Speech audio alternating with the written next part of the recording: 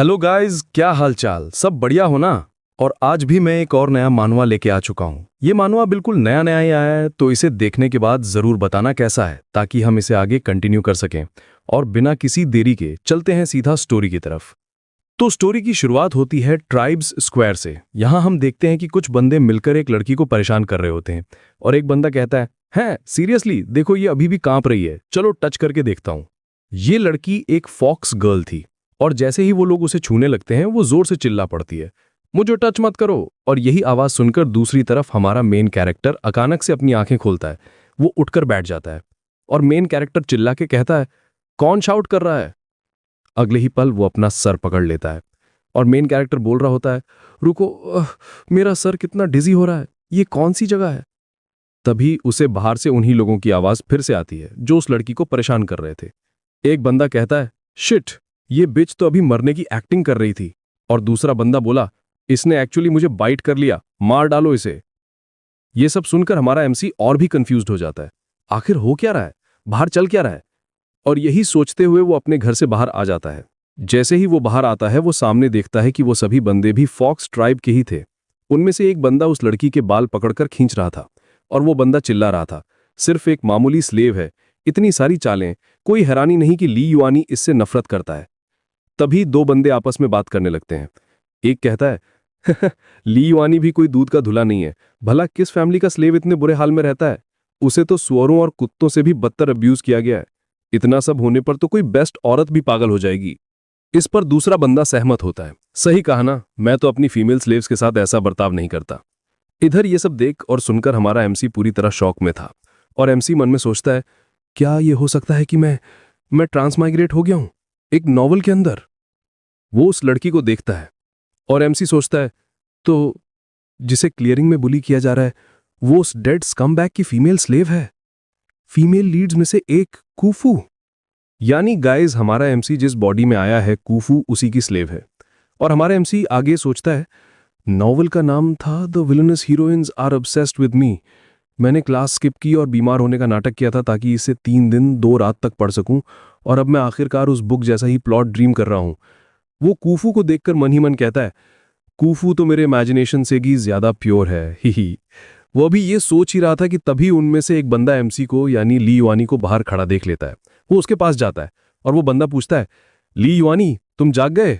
जैसे ही हमारा एमसी ये नाम सुनता है वो अंदर तक हिल जाता है, और एमसी शॉक में सोचता है, मैं ही वो डेड स्कमबैग हूं। तब तक वो बंदा एमसी के हाथ में एक डंडा थमा देता है, और वो बंदा कहता है, ये लो पकड़ो, तुम्हारी भागी हुई स्लेव भाई ने तुम्हारे लिए पकड़ ली है, अब इससे डील करने की तुम्हारी बारी है। और ऐसा कहकर वो उसे आगे ले जाने लगता है। ये सब देखकर हमारा एमसी, जिसे अब से हम ली युआनी ही कहेंगे, शॉक में सोचता है, ये डेड स्कमबैग तो नॉवल में सिर्फ 3 दिन जिंदा रहा था, मजाक कर रहे हो क्या मेरे साथ?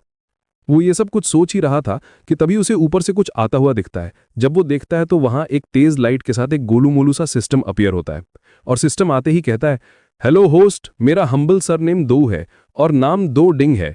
आपके सिस्टम के तौर पे आपसे मिलकर बहुत खुशी हुई। और सिस्टम आगे कहता है, novel world the villainous heroines are obsessed with me में प्लॉट गाइडेंस के लिए आपका स्वागत है। गिवन की प्लॉट ऑलरेडी शुरू हो चुका है, मैं दो डिंग इसे ब्रीफ रखूंगा। आप नॉवल के कैनन फॉडर मेल कैरेक्टर ली युआनी बन चुके हैं। आपका गोल है। सिस्टम की बात सुनकर ली युआनी जोर से चिल्लाता है, वेट, एक cannon fodder male female villains को रिफॉर्म करेगा? प्लॉट गलत नहीं हो गया है? तभी आगे से सिस्टम उसे कहता है, अभी एक्सप्लेन करने का टाइम नहीं है। शॉर्ट में जैसे ही किसी फीमेल विलन की करप्शन वैल्यू 5 स्टार्स तक पहुंच जाती है, तुम ऑन द स्पॉट मर जाओगे। और सिस्टम आगे बताता है, फीमेल लीड नंबर 1 की करप्शन वैल्यू तेजी से बढ़ रही है, अगर तुमने अभी एक्ट नहीं किया तो तुम इसी वक्त मर जाओगे। तभी एक बंदा ली युआनी को देखकर कहता है, ली युआनी, किस सोच में गुम हो, मेरी परफॉर्मेंस देखो।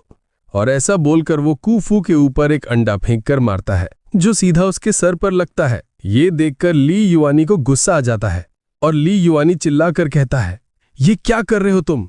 वो दौड़कर कूफू के आगे आ जाता है और उसे प्रोटेक्ट करते हुए कहता है, मैं देखता हूं कि अब इसे बुली करने की हिम्मत कौन करता है। इधर थोड़ी दूर खड़ी एक और लड़की को दिखाया जाता है, और वो लड़की मन में सोचती है, ये तो एक्चुअली कूफू को प्रोटेक्ट कर रहा है।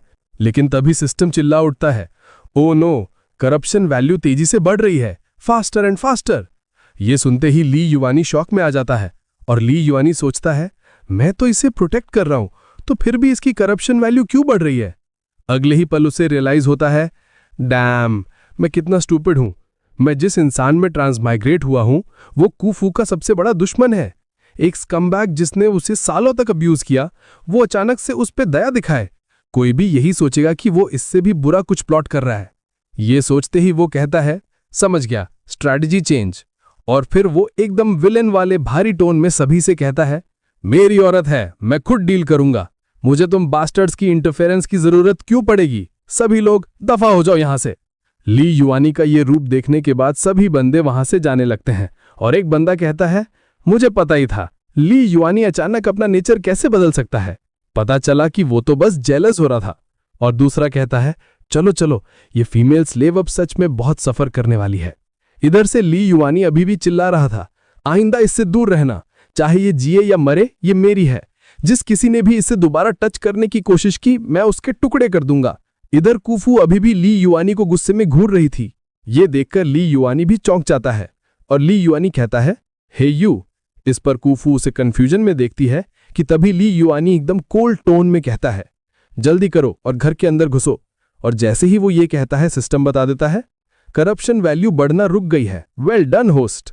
प्लान को जारी रखते हुए ली युआनी कुफू पर चिल्ला के कहता है, यहीं सुस्ता रही हो, क्या तुम्हें लगता है मेरे पास बहुत पेशेंस है। इधर हम देखते हैं कि कुफू ने अपने हाथ में एक नुकीली चीज पकड़ी हुई थी जिससे उसके हाथ से खून निकल रहा था। वो ली युआनी को घूरती रहती है, लेकिन फिर वो उठती है और घर की तरफ जाने लगती है। ये सब कुछ वो दूसरी लड़की जेन ही भी देख रही थी और जेनी मन में कहती है, ये ली युआनी काफी इंटरेस्टिंग है। उसे अंदर लाने के बाद ली युआनी अपना एक्ट जारी रखते हुए उस पर चिल्लाता है, कीप अप, अगर पीछे रह गई तो मैं तुम्हारी टांगे तोड़ दूंगा।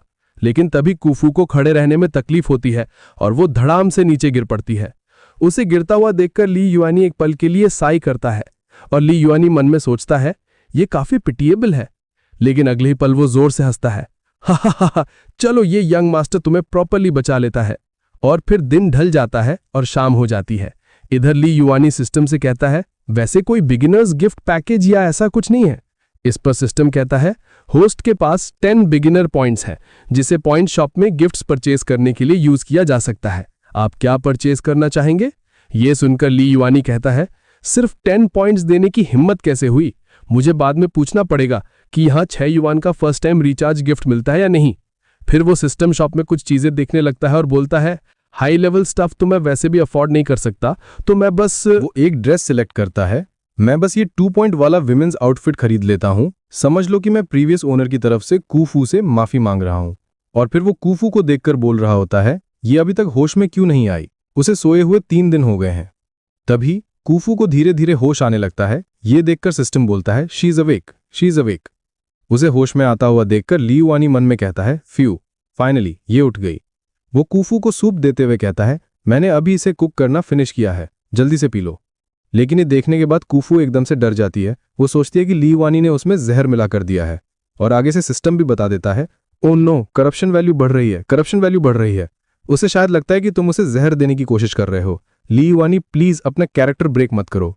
सिस्टम की बात मानते हुए ली युआनी फौरन अपने पहले जैसे विलेन के टोन में कहता है, नहीं पी रही हो, तुम्हें पीना पड़ेगा, चाहे तुम चाहो या ना चाहो। मैं नहीं चाहता कि कोई मेरे घर में मरे, जल्दी करो। वो उसे सूप देते हुए कहता है, तुम्हारी ये वर्थलेस लाइफ, अगर तुमने नहीं पिया तो मैं तुम्हें बाहर खींचकर ले जाऊंगा। इस पर कुफू डरकर सूप ले लेती है और पीने लगती है। पीने के बाद वो कमजोरी से कहती है, तुम्हारे पास और क्या ट्रिक्स बाकी हैं।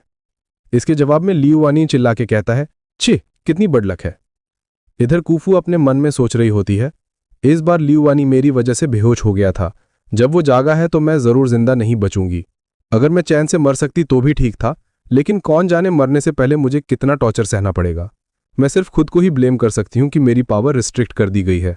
इससे बेहतर होगा कि मैं खुद को ही खत्म कर लूं। वो ऐसा सोच ही रही होती है कि तभी आगे से ली युआनी वही नई ड्रेस उसके ऊपर फेंक के मारता है और ली युआनी कहता है, खत्म, अपने दिमाग से ये ख्याल निकाल दो, अगर तुम मर गई तो मैं तुम्हारी लाश को बाहर घसीटकर उस पर कोड़े बरसाऊंगा। इसके बाद वो खाने के लिए चिकन और राइस लाकर उसके पास रख देता है और बोलता है, ये कपड़े तुम्हारे पहनने के लिए हैं और ये खाना तुम्हारे खाने के लिए। क्या तुम इस यंग मास्टर के ग्रेटफुल हो या नहीं। तभी हमें दिखाया जाता है कि एक स्नेक ली युआनी पर नजर रख रहा था और ये इसने कोई और नहीं बल्कि वही लड़की जेन ही थी जो बाहर खड़ी थी। वो धीरे धीरे अपने ह्यूमन फॉर्म में आने लगती है और जेनी मन में सोचती है अभी भी उतना ही बुरा है। ऐसा नहीं लगता कि ये बिल्कुल भी बदला है, लेकिन उस दिन साफ महसूस हुआ था कि वो एक अलग इंसान बन गया है। खैर छोड़ो, जब तक वो कूफू को हमेशा की तरह अब्यूज करता रहेगा मेरे पास अभी भी चांस है। तभी उसे दो लड़कियां आवाज लगाती हैं, जेनी चलो साथ में फ्रूट्स पिक करने चलते हैं। इस पर जेनी भी कहती है ओके। सीन शिफ्ट होता है लियुवानी की तरफ। वो इधर बोल रहा होता है तुम सिर्फ यही सब खाना डिजर्व करती हो। जब मैं बच्चा था तो मैंने वांगचाई को भी 4 डिशेज और एक सूप के स्टैंडर्ड से पाला था। हम देखते हैं कि कूफू अभी भी चुपचाप बैठी हुई थी, कुछ खा नहीं रही थी। लियुवानी अपना एक्ट जारी रखता है। अपने फटे पुराने कपड़े देखो, लोग सोचेंगे कि मैं पिकी नहीं हूं, कि कोई कचरा उठाने वाली भी मेरी स्लेव बन सकती है। कितना एम्बैरेसिंग है। जल्दी से चेंज करो। हम ली फैमिली मेंबर्स को डिस्ग्रेस मत करो और ये खाना पूरा खाओ। अगर तुमने एक बाइट भी छोड़ने की हिम्मत की तो मैं इसे तुम्हारे सर पर डाल दूंगा। लेकिन तभी सिस्टम बताता है करप्शन वैल्यू 1 पॉइंट बढ़ गई है। ये देखने के बाद लियुवानी गुस्से में मन ही मन सोचता है उसके साथ हार्श होना भी काम नहीं कर रहा है, इसे प्लीज करना इतना मुश्किल क्यों है। तभी आगे से सिस्टम कहता है नहीं, तुम इनफ हार्श नहीं हो। उसे अभी भी लगता है कि खाने में जहर है। ये सुनकर लियुवानी को पूरी बात समझ आती है। वो एक चिकन पीस उठा लेता है और लियुवानी सोचता है आखिर प्रीवियस ओनर ने इसके साथ कितना बुरा बर्ताव किया था, इसका गार्ड इतना हाई क्यों है। फिर वो एक्ट करते हुए बोलता है ओह इस सूप में तो एक्चुअली एक चिकन लेग भी है, मैंने तो नोटिस ही नहीं किया। इसके बाद वो उस चिकन लेग पीस को खाने लगता है और कहता है तुम्हें क्या लगता है तुम चिकन लेग्स खाना डिजर्व करती हो। ये टेस्ट में अच्छा है लेकिन तुम्हें देखकर मैं बीमार महसूस करता हूं और मेरी सारी भूख मर जाती है। ऐसा कहकर वो अपने घर से बाहर चला जाता है और बाहर से चिल्लाकर कहता है ये यंग मास्टर सच में तुम्हें देखना नहीं चाहता। जैसे ही लियुवानी बाहर जाता है कूफू उस खाने को देखती है और फिर उस पर टूट पड़ती है और जल्दी जल्दी खाने लगती है। जब वो सब कुछ खा लेती है तो वो फूट फूट कर रोने लगती है। ये सब सिस्टम लियुवानी को दिखा रहा था और सिस्टम आगे कहता है होस्ट कुफू की करप्शन वैल्यू पहली बार घटी है, कॉन्ग्रेचुलेशंस। कुफू को रोता देख लियुवानी बोल रहा होता है इतनी प्यारी लड़की, ओरिजिनल नॉवल का स्कम्बैग आखिर कैसे उससे इतनी बेरहमी से अब्यूज कर सकता था। और उसका नाम भी मेरे जैसा ही है, ठुई। इस नॉवल का ऑथर भी एक नंबर का पॉवर्ट है। फिर वो पानी में अपना फेस देखने की कोशिश करता है और कहता है मैं अपना रिफ्लेक्शन भी ठीक से क्यों नहीं देख पा रहा हूं, लगता है मैं सच में एक पीस ऑफ ट्रैश हूं। इस पर सिस्टम कहता है 6 मिलियन वर्ड्स के इस नॉवल में लियुवानी का फिजिकल डिस्क्रिप्शन 52 वर्ड्स का था। हमारी मॉनिटरिंग के मुताबिक आपने वो पेज 0.6 सेकंड्स में स्वाइप कर दिया था। आपको वो याद नहीं है, इसलिए आपका रिफ्लेक्शन भी एक पर्सन जैसा नहीं है। ये सुनने के बाद लियुवानी गुस्से में कहता है किसके पास इतना टाइम है कि वो एक कैनन फॉडर के बारे में पढ़कर अपनी लाइफ वेस्ट करे। तभी सिस्टम आगे से बताता है होस्ट नॉवल में आपकी कैरेक्टर सेटिंग 3 महीनों तक ना नहाने वाली है। ये सुनते ही लियुवानी अपनी नाक बंद करके कहता है फाइन तुम जीत गए, क्या मैं 1 पॉइंट स्पेंड करके कुछ शावर जेल खरीद सकता हूं। तो इस पे सिस्टम भी फौरन कहता है ऑफ कोर्स नो प्रॉब्लम, अगर आप अभी शावर जेल खरीदते हैं तो आपको एक टॉवल और एक एक्सफोलिएटिंग मिट भी फ्री मिलेगा। डील सुनते ही लियुवानी फौरन कहता है डील, और सिस्टम उसे टॉवल जेल और वो सब दे देता है। तभी लियुवानी को कुछ याद आता है और लियुवानी सिस्टम से कहता है ओ राइट, मैंने अभी वो 1 पॉइंट वाला स्पेशल ऑफर मेडिकल किट देखा था, मुझे वो भी एक दे दो। इस पे सिस्टम कहता है नो प्रॉब्लम और उसे मेडिकल किट भी दे देता है और फिर उसके बाद रात हो जाती है। तभी सिस्टम कहता है बाय द वे होस्ट, आप शॉप से जो भी आइटम्स परचेज करते हैं उन्हें परमानेंटली यूज किया जा सकता है। ये सुनकर लियुवानी खुश होते हुए कहता है सो जेनरस, और फिर उसके बाद वो अपने घर में घुसते हुए सिस्टम से कहता है डिनर अंदर भेज दिया गया है राइट। आगे से सिस्टम जवाब देता है आपके बडी ने आधे घंटे पहले ही भेज दिया था। और ये बात सुनते ही लियुवानी एक लात मार के दरवाजा खोलता है और लियुवानी कहता है तो फिर उसे अब तक खाना खत्म कर लेना चाहिए था। लेकिन उसे ऐसे अचानक घुसते हुए देखकर कूफू एकदम से चौंक जाती है। उसने अभी तक अपना खाना भी खत्म नहीं किया था। ये देख के लियुवानी मन में सोचता है इसने अभी तक खाना फिनिश क्यों नहीं किया है। इस पे आगे से सिस्टम बताता है ओह आई फॉरगॉट, वो अभी भी इंजर्ड है, इसीलिए उसके लिए खाना खाना कन्वीनियंट नहीं है। और ये जानने के बाद वो कूफू से कहता है बैठ जाओ और खाती रहो, और फिर एक कोल्ड टोन में हंसते हुए कहता है अगर मेरे डॉग ने भी लेफ्ट ओवर्स छोड़े तो मैं याद ही होगा कि क्या होता है। ये सुनते ही कूफू घबरा जाती है और जल्दी जल्दी अपना सारा खाना खत्म करने लगती है। और उसे खाते हुए देखते हुए लियुवानी दूसरी तरफ मेडिसिन किट निकाल रहा होता है। इधर ये सब देखते हुए कूफू मन में सोच रही होती है लगता है इसने मुझे टॉर्चर करने का एक नया तरीका ढूंढ लिया है। तभी लियुवानी उसके पास जाता है और उसके घाव में दवा लगाने लगता है। ये देख के कूफू एकदम से चौंक जाती है और उसे दर्द भी होता है। इसीलिए वो मन में सोचती है जैसा सोचा था ये मुझ पर पॉइजन यूज कर रहा है, ये सच में अभी भी वही लियुवानी है। इधर ली युआनी उसे दवा लगाते हुए कहता है, दर्द हो रहा है ना? दर्द होना ही चाहिए। लेकिन मन ही मन वो सोचता है, छोड़ो, इससे एक्सप्लेन करना बेकार है कि ये डिसइंफेक्टिंग अल्कोहल है। इसे यही सोचने देना बेहतर है कि मैं इसे टॉर्चर कर रहा हूं। और उसके बाद वो अपना एक्ट जारी रखता है। और ली युआनी उसे ऐसे ही दवा लगाते हुए कहता है, खाती रहो, रुकने की हिम्मत मत करना। वो उसका दूसरा हाथ भी पकड़ के कहता है, अपना दूसरा इंजर्ड हाथ भी दो। हर इंजर्ड जगह पे एक बार दर्द होना जरूरी है। और उसके बाद कुफू अपना सारा खाना खत्म कर लेती है और ली युआनी भी मेडिसिन लगाना खत्म कर लेता है। और उसके बाद वो वहां से जाते हुए कहता है, मैंने मेडिसिन लगा दी है, मैं अब जा रहा हूं। लेकिन मेडिसिन लफ्ज सुनने के बाद वो एकदम चौंकी हुई थी। वो तो सोच रही थी कि ये पॉइजन है। और उसके बाद वो अपने घाव को देखने लगती है और कुफू हैरानी से सोचती है, जो इसने मुझ पर लगाया वो सच में मेडिसिन थी, पॉइजन नहीं। तभी वो लियू युआनी को रोकने की कोशिश करती है, लेकिन वो बाहर जा चुका था। और उसके जाने के बाद वो कहती है, ये तुम्हारा रूम नहीं है। और इधर रूम के बाहर लियू युआनी ठंड से कांप रहा था और लियू युआनी बोल रहा होता है, डैम, रात में इतनी ठंड है क्या? ऑल राइट, ये वर्थ इट है। आज रात सहना डेफिनेटली वर्थ इट होगा। और फिर वो सोचते हुए बोल रहा होता है, जब वो कल सुबह उठेगी और अपने घाव हील्ड पाएगी तो उसे पता चल जाएगा कि जो मैंने कल लगाया वो उसे टॉर्चर करने के लिए पोषण नहीं था, बल्कि उसे रिकवर करने में हेल्प करने के लिए था। इस तरह उसकी करप्शन वैल्यू जरूर ड्रॉप हो जाएगी। लियू युआनी ये सोच ही रहा होता है कि तभी सिस्टम बीच में आता है और सिस्टम बोलता है, बाय द वे होस्ट, मैं आपको बताना भूल गया, हमारे स्कोरिंग रूल्स 2 एस्पेक्ट्स में डिवाइडेड हैं, करप्शन और अफेक्शन। और सिस्टम आगे बताता है, एक करप्शन वैल्यू 5 का मतलब है कंप्लीट करप्शन और एक अफेक्शन वैल्यू 5 का मतलब है कंप्लीट कैप्चर। 1 डिग्री लगभग 3000 पॉइंट्स के बराबर है, लेकिन शॉप से आइटम्स परचेज करने पर पॉइंट्स कंज्यूम होते हैं। आपके इनिशियल 10 पॉइंट्स, आपके परचेजेस के बाद अब सिर्फ 7 पॉइंट्स बचे हैं। इस पर आगे से लियू युआनी कॉन्फिडेंस से कहता है, इसमें डरने की क्या बात है, मैं कुफू के साथ इतना अच्छा बिहेव कर रहा हूं, कल सुबह तक पॉइंट्स पक्का मिल जाएंगे। तो आगे से सिस्टम भी कहता है, ये बात तो है। और उसके बाद रात बीत जाती है और अगले दिन सुबह होती है। और सुबह होते ही लियू युआनी जोर से चिल्लाने लगता है, डैम इट, वो एक अनग्रेटफुल बैकस्टैबर है। वो गुस्से में अपने रूम में गोल गोल घूमते हुए चिल्ला रहा होता है, ये अनरीजनेबल है, ये पॉसिबल कैसे है? मैंने जो कल किया उसके लिए मुझे 100 नहीं तो कम से कम 90 स्कोर मिलना चाहिए था, बट मुझे एक सिंगल पॉइंट भी नहीं मिला। तभी सिस्टम उसे शांत करते हुए कहता है, होस्ट, डोंट वरी, हमने पिछले 2 दिनों में सिग्निफिकेंट प्रोग्रेस की है, हम जल्द ही कुफू को कैप्चर कर पाएंगे। सिस्टम की बात सुनकर लियू युआनी रुक जाता है। वो अपनी बॉडी को देखते हुए बोलता है, डैम, कितनी स्टिंक आ रही है।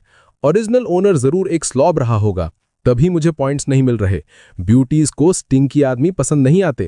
और फिर आगे कहता है, अगर तुम कुफू होती और तुम एक हैंडसम गाय को देखती जो स्पार्कलिंग क्लीन है और तुम्हारे साथ जेंटल और कंसिडरेट भी है, तो बताओ, क्या तुम्हारा हार्ट फ्लटर नहीं करता? ली युआनी को ऐसे देख के सिस्टम शॉक में था और सिस्टम कहता है, तभी ली युआनी कुछ ढूंढने लगता है। चलो, अब स्क्रब करने का टाइम है। और तभी 1 पॉइंट के बदले टॉयलेटरीज एक्सचेंज हो जाती हैं और फिर कुछ देर बीत जाती है। हम कुफू को देखते हैं जो चुपचाप बैठी थी। तभी इधर ली युआनी अपनी पूरी दाढ़ी मूंछ काटकर एकदम क्लीन होके आ जाता है और ली युआनी कुफू का आवाज लगाता है, हे! अपने सामने ली युआनी को इस नए रूप में देखकर कुफू एकदम चौंकी हुई बोलती है, तुम हो? इस पे आगे से ली युआनी कहता है, तो काफी स्टनिंग राइट? लेकिन तभी कुफू उससे और दूरी बना लेती है और एकदम ऑन गार्ड मोड में चली जाती है। ये देख के ली युआनी चौंकते हुए कहता है, हे, तुम अचानक इतनी दूर क्यों चली गई? और तभी सिस्टम भी पैनिक में बताता है, नॉट गुड, करप्शन वैल्यू फिर से फ्लक्चुएट करने लगी है। ये देखने के बाद ली युआनी शॉक हो जाता है और ली युआनी मन में कहता है, नो वे, मैं अब पूरा क्लीन हूं। मैं शायद वर्ल्ड क्लास लोकर ना हो, बट मैं डेफिनेटली अबव एवरेज हूं। फिर भी इसकी करप्शन वैल्यू क्यों बढ़ रही है? तो आगे से सिस्टम कहता है, सिस्टम के कैलकुलेशंस के हिसाब से उसकी करप्शन वैल्यू 0.001 की रेट से बढ़ेगी। होस्ट, जल्दी कुछ सोचो। ये सब देखने के बाद ली युआनी एक ईविल स्माइल करता है और ली युआनी मन में कहता है, ट्रू, अगर कोई ब्यूटीफुल वुमन अचानक मुझ पर लट्टू हो जाए तो मैं भी यही सोचूंगा कि वो मेरी किडनी चुराने की कोशिश कर रही है। लगता है अब एक ही रास्ता है। और उसके बाद वो चिल्लाते हुए बोल रहा होता है, तुम अभी भी वो फटे कपड़े क्यों पहनी हो? मैंने तुम्हें नए कपड़े नहीं दिए क्या? तुम्हें वो कपड़े पसंद नहीं आए जो मैंने दिए? जैसे ही मैं कुछ कहता हूं तुम ये उदास चेहरा बना लेती हो। तुम्हें देखना ही बैड लक है। क्या तुम जानबूझ के मुझे डिफाई करने की कोशिश कर रही हो? तुम्हें लगता है ऐसे ड्रेसअप होके पूरा ट्राइब कहेगा कि हमारी ली फैमिली कंजूस है? लेकिन मन ही मन वो सोच रहा होता है, इसका पीटीएसडी कुछ ज्यादा ही सीवियर है ना। और यहां नरेटर बताता है कि पीटीएसडी का मतलब है पोस्ट ट्रॉमेटिक स्ट्रेस डिसऑर्डर। ये एक ऐसी मेंटल कंडीशन है जो किसी बहुत शॉकिंग, स्केरी या पेनफुल इवेंट को एक्सपीरियंस करने के बाद होती है। और फिर उसके बाद वो उसके ऊपर चिल्लाने लगता है, क्या देख रही हो, जल्दी से अपने कपड़े चेंज करो। तो इस पे आगे से कूफू कहती है, बट मुझे खाना बनाने जाना चाहिए। इस पे ली युआनी कहता है, तुम्हारा खाना एक कुत्ता भी एक बाइट लेगा और थूक देगा। और फिर वो उसे बेड में पटक देता है। और ली युआनी कहता है, तुम्हें आज खाना बनाने की जरूरत नहीं है, बस घर पर रहो और अपनी एक्शंस पर रिफ्लेक्ट करो। और फिर वो वहां से बाहर भागते हुए जाने लगता है। और ली युआनी सोच रहा होता है, मैंने अपने गुड लुक्स तक यूज कर लिए, फिर भी वो मुझे आधा पॉइंट अफेक्शन वैल्यू नहीं दे सकती। इधर कूफू उसे जाता हुआ देखती है। वो अंदर पड़े ड्रेस को देखती है और मन में सोचने लगती है। उसे याद आता है जब ली युआनी ने उसके आगे आकर उन सभी से उसे बचाया था और उसके बाद अंदर लाकर उसे सूप पीने को दिया था। वो सोचती है, मैं एक स्लेव हूं जो अपने मास्टर को मरने के लिए छोड़ के भाग गई थी। पकड़े जाने के बाद मुझे ऑन द स्पॉट मार दिया जाना चाहिए था। उसने मुझे मारा क्यों नहीं? उसके बजाय उसने मुझे इतने अच्छे कपड़े क्यों दिए? और फिर वो अपने घाव को देखने लगती है और सोच रही होती है, अगर वो मुझे टॉर्चर करना चाहता था तो वो बस मुझे कुछ कोड़े मार सकता था। कहीं ऐसा तो नहीं कि वो एक्चुअली मेरे लिए वरिड है? यहां तक कि ये घाव ये भी कल से बेटर लग रहा है।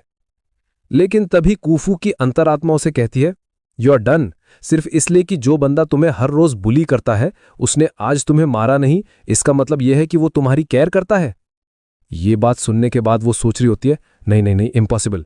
एक इंसान का नेचर एक भारी चोट से नहीं बदल सकता। वो जरूर मुझे टॉर्चर करने का नया तरीका सोच रहा है।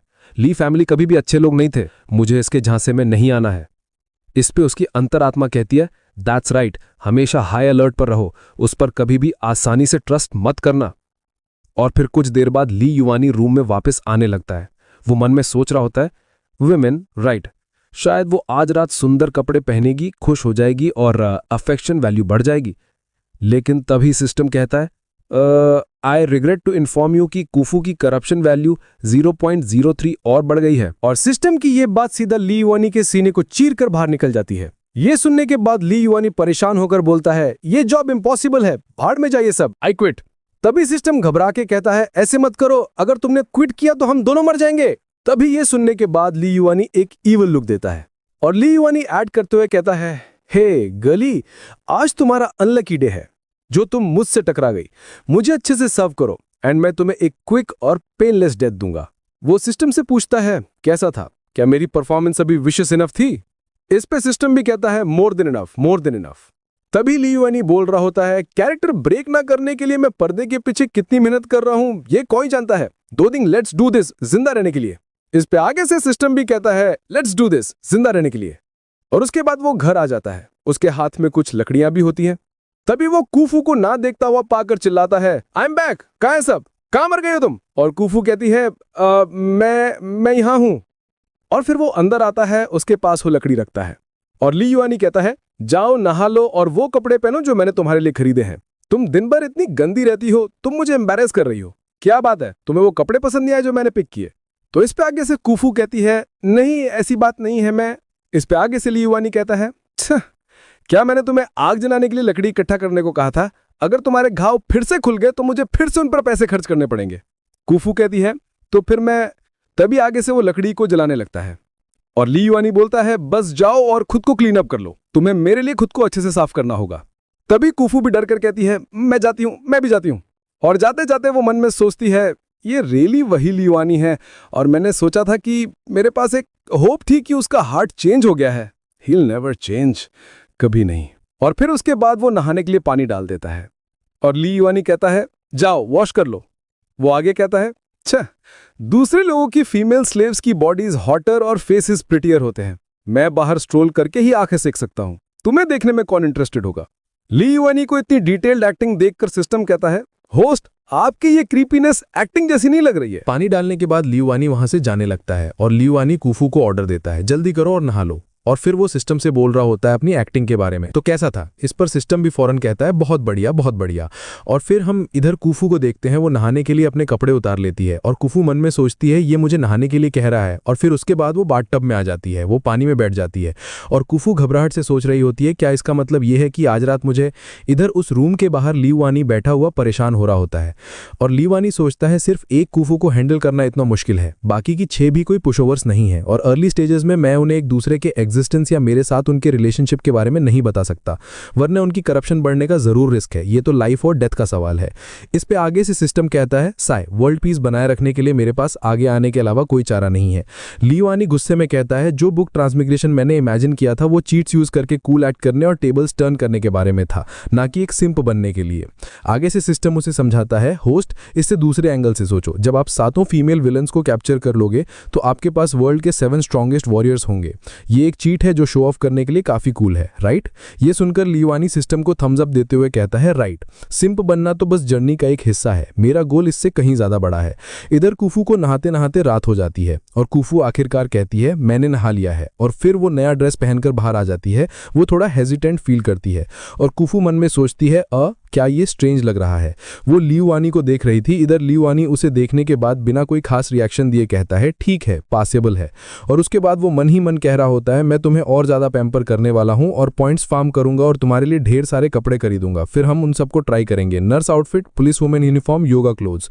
इधर कुफू लीवानी का ये ठंडा रिएक्शन देखने के बाद शौक में सोचती है क्या ये सेटिस्फाइड नहीं है। तब तक लीवानी को नींद आने लगती है और लीवानी कुफू से कहता है मैं अपने रूम में सोने जा रहा हूं, जब तुम सफाई कर लो तो अंदर आके गार्ड खड़ी रहना जब मैं सो रहा हूं, अपने मास्टर को अच्छे से प्रोटेक्ट करना। इस पर कुफू का रिएक्शन बस ओह था, लेकिन तभी लीवानी उसके पास वापस आता है और उसका चेहरा पकड़कर धमकाते हुए कहता है अगर मैं रात के बीच में जागा और तुम रूम में नहीं मिली तो मैं तुम्हारे कपड़े उतार दूंगा और तुम्हें बेड पर पिन कर दूंगा।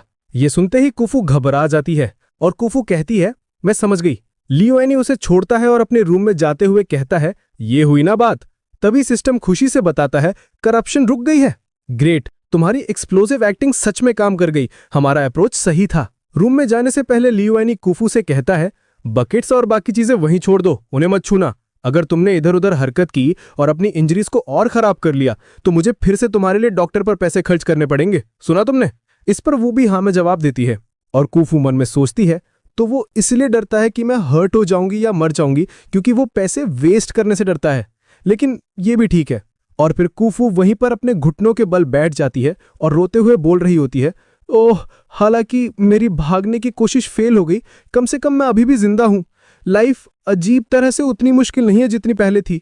ये सब लीवानी भी रूम के अंदर से देख रहा होता है। तभी आगे से सिस्टम चिल्ला उठता है congratulations, corruption value significantly drop हो गई है, रिवॉर्ड 10 पॉइंट्स। सिस्टम शॉप ने लेवल 2 शेल्फ अनलॉक कर दिया है, अब और भी प्रोडक्ट्स अवेलेबल हैं। इस पर लीवानी इतना खुश हो जाता है कि वो सिस्टम को पकड़कर गले लगा लेता है और उसकी आंखों से पानी बहने लगता है। फाइनली। आगे से सिस्टम कहता है वेल डन, अगर हम इसी रूटीन पर टिके रहे तो हम जरूर कुफू की अफेक्शन वैल्यू को मैक्स आउट कर पाएंगे। और फिर वो मनी मन कुफू को याद करके कहता है पागल लड़की, मैं पहले वाला लीवानी नहीं हूं, एक दिन तुम समझ जाओगी कि मैं सच में तुम्हें स्माइल करते हुए और खुश देखना चाहता हूं। इसके बाद वो बेड में सो जाता है। कुछ देर बाद जब वो अपनी आंख खोलता है तो वो देखता है कि कुफू उसके पास खड़ी अपनी ड्रेस उतार रही थी। ये देखकर लीवानी बुरी तरह शर्मा जाता है और लीवानी चिल्लाकर कहता है तुम क्या कर रही हो? इस पर कुफू मासूमियत से कहती है क्या तुमने खुद नहीं कहा था कि तुम चाहते थे कि मैं तुम्हारे साथ सोऊं? ये बोलते ही पूरे कमरे में एकदम सन्नाटा छा जाता है। लीवानी घबराहट में अपनी नाक पकड़कर कहता है मैंने तुमसे कब कहा मेरे साथ सोने के लिए? और वो मन में सोचता है क्रैप, मेरी नाक गर्म क्यों हो रही है? ये मत कहना कि मैं एक नोज ब्लीड के साथ एम्बैरस होने वाला हूं। तभी सिस्टम चिल्लाता है नॉट गुड, करप्शन वैल्यू 0.001 बढ़ गई है।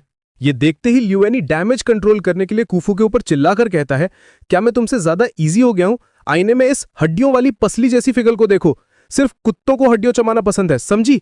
लेकिन मनी मन वो परेशान हो रहा होता है। मैं एक डिसेंट गाय हूं और एक वुमन खुद को मुझ पर थ्रो कर रही है, मैं आखिर कैसे रेजिस्ट करूं? मजाक मत करो, मैं कोई यूनक नहीं हूं, मेरे साथ मैस मत करो, मेरे पास इन चीजों के लिए एक प्रोसेस है। तभी कुफू डरते हुए कहती है बट मास्टर, तुम्हारा रीसेंट एटीट्यूड, क्या उसका मतलब ये नहीं था कि तुम चाहते हो? लीवानी उसकी बात काटते हुए चिल्लाता है ये तुम्हारा इंटरप्रिटेशन है, तुम बेड पर सो जाओ, मैं फ्लोर पर सो जाऊंगा, हम अलग अलग सोएंगे, मेरे साथ मैस मत करो। और वो कुफू को बेड पर धकेल देता है। इस पर कुफू हैरानी से कहती है मैं बेड पर सो सकती हूँ। तो आगे से लियोनी गुस्से में एक्ट करते हुए कह रहा होता है, तुम जिंक्स, तुमने मुझे इतना डरा दिया कि मुझे लगता है मेरी कमर में मोच आ गई। ये बेड बहुत सॉफ्ट है, मैं आज रात फ्लोर पर सो रहा हूँ। लेकिन मन ही मन वो सोचता है, मैं शायद यूनक नहीं हूं, लेकिन मुझे डर है कि अगर मैंने एक भी गलत मूव किया तो तुम्हारी करप्शन वैल्यू मैक्स आउट हो जाएगी। कुफू से रोकते हुए बोल रही होती है, तो आज रात क्या हम अभी भी। लियोनी चिल्लाता है, स्टिल नथिंग, कुछ नहीं है, चुप हो जाओ और सो जाओ। और फिर लियोनी साइड में नीचे सो जाता है। उसे सोता हुआ देखकर कुफू सोचती है, ग्रेट, ये सो गया। और फिर वो भी सोने लगती है। और कुफू सोच रही होती है, कितना अजीब है, आज मैं इतना एट ईज क्यों फील कर रही हूं। और उसके बाद जब वो सो जाती है तो उसे अपनी पास्ट की यादें आने लगती हैं। वो देखती है कि उसके विलेज में आग लगी हुई है और उस सब पे अटैक हो चुका है। एक आदमी, शायद उसका बाप, चिल्ला के कह रहा होता है, रन, पीछे मुड़ के मत देखना, बस आगे बढ़ती रहो। कुफू रोते रोते भाग रही थी, लेकिन वो और आगे नहीं भाग पाती और उसके ऊपर पीछे से अटैक हो जाता है और वो वहीं पर गिर पड़ती है। उसे बहुत खून बहता है। उसके बाद उसे बंदी बना लिया जाता है और एक स्लेव बनाकर बेच दिया जाता है। ये सब याद करके वो नींद में ही कांपने लगती है। तभी ली युआनी उड़ जाता है और उसे ऐसे कांपता हुआ देखकर पूछता है, कुफू तुम ठीक हो? तभी सिस्टम उसे बता देता है किसी ऐसे इंसान को जगाना मुश्किल है जो बुरा सपना देख रहा हो। इस पर ली युआनी सिस्टम से पूछता है, क्या तुम उसके ड्रीम के कंटेंट्स देख सकते हो? क्या वो अपने पास्ट के बारे में ड्रीम कर रही है? अगर ऐसा है तो मेरे पास एक क्लियर आइडिया है। सिस्टम कहता है, मैं नहीं देख सकता, लेकिन करप्शन वैल्यू कुछ देर से धीरे धीरे बढ़ रही है और ये रुकने का नाम नहीं ले रही है। मुझे तुम्हारे लिए 3 सेकंड तक बुरा लग रहा है। आगे से ली युआनी बोल रहा होता है, एक नोबल फॉक्सकिन ब्लड लाइन की लड़की जिसे बचपन से ही स्लेव बनाकर बेच दिया गया, जिसने एंडलेस ह्यूमिलिएशन और अब्यूज सहा है। तुम गैस कर ही सकते हो कि वो क्या ड्रीम कर रही है। फिर वो कुफू के चेहरे को छूते हुए मन में सोच रहा होता है, ओरिजिनल वर्क में मेंशन किया गया था कि कुफू के फॉक्सकिन पावर्स चाइल्डहुड ट्रॉमा की वजह से पार्शियली सील हो गई थी, इसलिए वो ऐसी बन गई जिसे कोई भी बुली कर सकता है। फिर वो उसका घाव देखता है और कहता है, घाव अभी तक पूरी तरह हील नहीं हुआ है। और फिर वो मेडिसिन निकाल लेता है और उसे लगाने लगता है। अगर मैं और मेडिसिन लगाऊं तो क्या ये जल्दी हील होगा? मेडिसिन लगने पर कुफू को नींद में भी दर्द हो रहा था, लेकिन वो बस सोने की एक्टिंग करती रहती है। और कुफू मन में सोच रही होती है, ये मेरे साथ क्या कर रहा है, इतना हर्ट हो रहा है। वो आगे सोचती है, दिन के टाइम उसने मुझे खाने का ऑर्डर दिया और रात में वो जानबूझकर मेरे साथ बेड शेयर करने लगा। क्या ये सब इसलिए था ताकि मैं अपना गार्ड नीचे कर दूं और वो मुझे पॉइजन लगा सके? फिर वो गुस्से में अपनी आंख खोल लेती है। और कुफू सोचती है, अगर तुम्हें मुझे मारना ही है तो सीधे मारो, इतना घुमा फिरा क्यों रहे हो, ये बहुत पेनफुल है। एक सुअर भी अब तक उठ गया होता। और वो अपने पास से एक नुकीली चीज उठा लेती है। इधर ली युआनी मेडिसिन लगाने के बाद वापस सो चुका था। कुफू उसके ऊपर आते हुए उस नुकीली चीज से उस पर वार करने जा रही थी और कुफू मन में कह रही होती है, जब तुम मुझे नींद में टॉर्चर कर रहे हो तो मुझे ब्लेम मत करना कि मैं। लेकिन तभी उसे कुछ अजीब महसूस होता है, हाँ, इतनी खुजली क्यों हो रही है? और जब वो अपने घाव को देखती है तो वो हैरान रह जाती है। और कुफू मन में कहती है, घाव ये सच में इतनी तेजी से हील हो रहा है? उसके बाद वो उसे मारना कैंसिल कर देती है। और कुफू सोच रही होती है, राइट, उसने अभी क्या कहा था? उसने कहा था कि ये बहुत पेनफुल चीज मेडिसिन थी। और अगले ही पल ली युआनी के प्रति उसका अफेक्शन बढ़ने लगता है। और गाइज, इसके साथ ही ये सारे चैप्टर्स यहाँ खत्म हो चुके हैं। लेकिन जैसा कि मैंने कहा, ये एक नया मैनुआ है तो इसके चैप्टर्स आते रहेंगे। और अगर इस वीडियो पर अच्छा रिस्पॉन्स मिलता है तो मैं इसे जरूर कंटिन्यू करूंगा। तब तक के लिए इतना ही, बाय बाय। तो जैसा कि हमने पिछले एपिसोड में देखा था, कोफू ने ली युआनी को मारने का पूरा प्लान सेट कर लिया था। लेकिन अचानक उसकी नजर अपने घाव पर पड़ती है, जिस पर ली युआनी ने मेडिसिन लगा दी थी। घाव को तेजी से बढ़ते हुए देखकर कोफू का दिल पिघल जाता है और वो अपना प्लान कैंसिल कर देती है। और फिर सीन सीधा अगले दिन सुबह पर शिफ्ट हो जाता है। ली युआनी अभी गहरी नींद में ही था कि तभी सिस्टम उसे पैनिक में जगाते हुए कहता है, सोना बंद करो, कुछ बहुत बुरा हो गया है। असली प्रोटैगनिस्ट भी यहाँ ट्रांसमाइग्रेट हो गया है। ली युआनी हड़बड़ाकर उठता है और नींद भरी आंखों से कंफ्यूजन में पूछता है, कैसा असली प्रोटैगनिस्ट, नकली प्रोटैगनिस्ट? सिस्टम उस पर चिल्लाते हुए आगे बताता है। और ये खबर ली युआनी के लिए एक झटके से कम नहीं थी। Original work my 7 wives are big villains का मेल लीड शी तिन राई। मैंने बैकग्राउंड मॉनिटरिंग से एनर्जी फ्लक्चुएशंस को डिटेक्ट किया है और सोर्स को ट्रेस करने के बाद मैंने कंफर्म कर लिया है कि शीतिंग ही शीतिन राई को अंदर लाया है। ये सुनते ही ली युआनी के पांव तले जमीन खिसक जाती है। असली मेल लीड का नाम सुनकर वो शॉक में चिल्ला पड़ता है।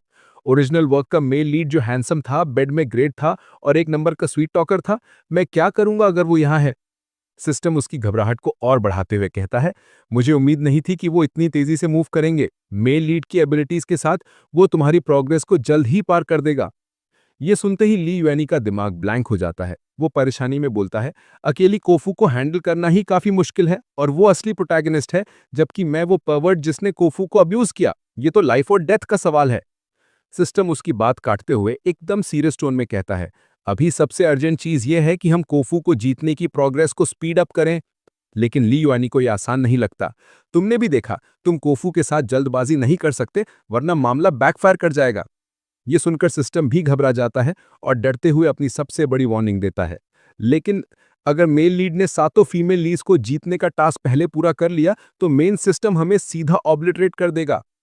अपनी मौत की बात सुनकर ली युआनी एक पल के लिए गहरी सोच में डूब जाता है, फिर थोड़ा काम होकर और सिचुएशन को एनालाइज करके कहता है, नहीं, एक्चुअली इसके बारे में सोचने के बाद इतना पैनिक होने की ज़रूरत नहीं है।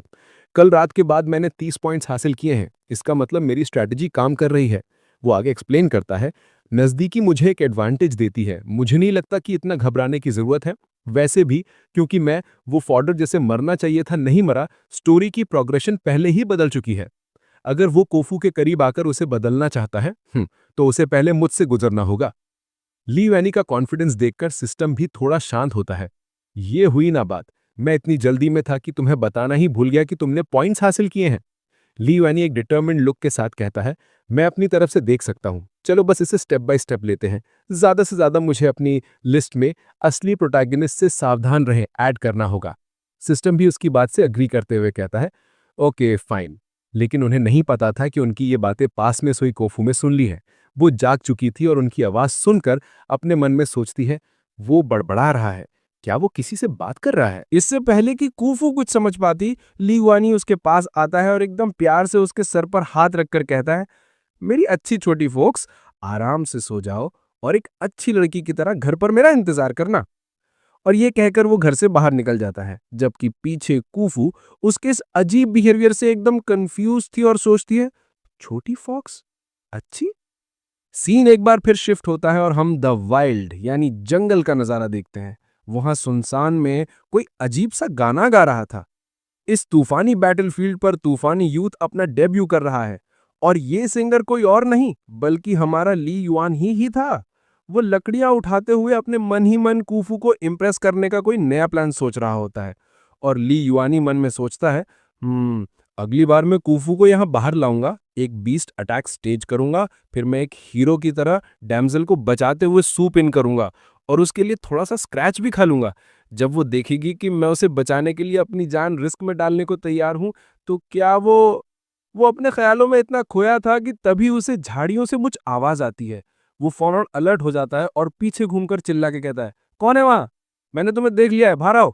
हालांकि उसने असल में कुछ देखा नहीं था, वो झाड़ियों में घूर ही रहा था कि तभी एक जानी पहचानी आवाज आती है, अटैक मत करो, हम एक ही ट्राइब से हैं। ये वही लड़की थी जो ली युआनी पर पहले भी नजर रखे हुए थी। वो आगे आकर कहती है, दूर से मैंने सुना कि जंगल में भूत रो रहे हैं और भेड़िए चिल्ला रहे हैं। बाद में पता चला कि ये तुम थे, गाना गा रहे थे। मैंने तुम्हें पिछली बार स्मॉल प्लाजा में देखा था। तुम्हारा नाम ली युआनी है? ली युआनी भी थोड़ा एम्बैरस होकर कहता है, मुझे लगा जंगल में कोई नहीं है, इसलिए मैंने बस अपनी बोरियत दूर करने के लिए कुछ लाइंस गा दी। क्या मैंने तुम्हें डरा दिया? तभी उस लड़की के साथ आई बाकी दो लड़कियां ली युआनी को देखकर आपस में धीरे धीरे बातें करने लगती हैं। क्या ये ली युआनी है? नाम सेम है राइट? क्या सब लोग ये नहीं कहते कि ली युआनी एक बदसूरत डार्क स्किन सेडिस्ट है? लेकिन ये तो काफी हैंडसम दिखता है, थोड़ा सा क्यूट भी है। हालांकि वो बोल तो धीरे रही थी, लेकिन ली युआनी सब सुन लेता है और अपनी तारीफ सुनकर मन ही मन खुश होते हुए सोचता है, तुम लोग थोड़ा और जोर से बोल सकते हो। तभी वो पहली लड़की आगे आकर कहती है, तुम पहले के मुकाबले काफी बदल गए हो। और मन ही मन सोचती है, तुम बिल्कुल एक अलग इंसान की तरह लग रहे हो। ली युआनी भी मौके का फायदा उठाकर पूछता है, मुझे अभी तक तुम्हारे नाम नहीं पता चले। वो लड़की मुस्कुराती हुई अपने नाम बताती है, मेरा नाम शाओ युआन है। ये लो, हमने अभी इन्हें तोड़ा है, ये सुपर स्वीट है। उसके साथ की बाकी लड़कियां भी अपना नाम बताती हैं, अनिंग, ज़ैंग सुई। ली युआनी पहले तो फॉर्मेलिटी दिखाते हुए वाटरमेलन लेने से मना करता है, ओह मैं ये नहीं ले सकता, मैं नहीं ले सकता।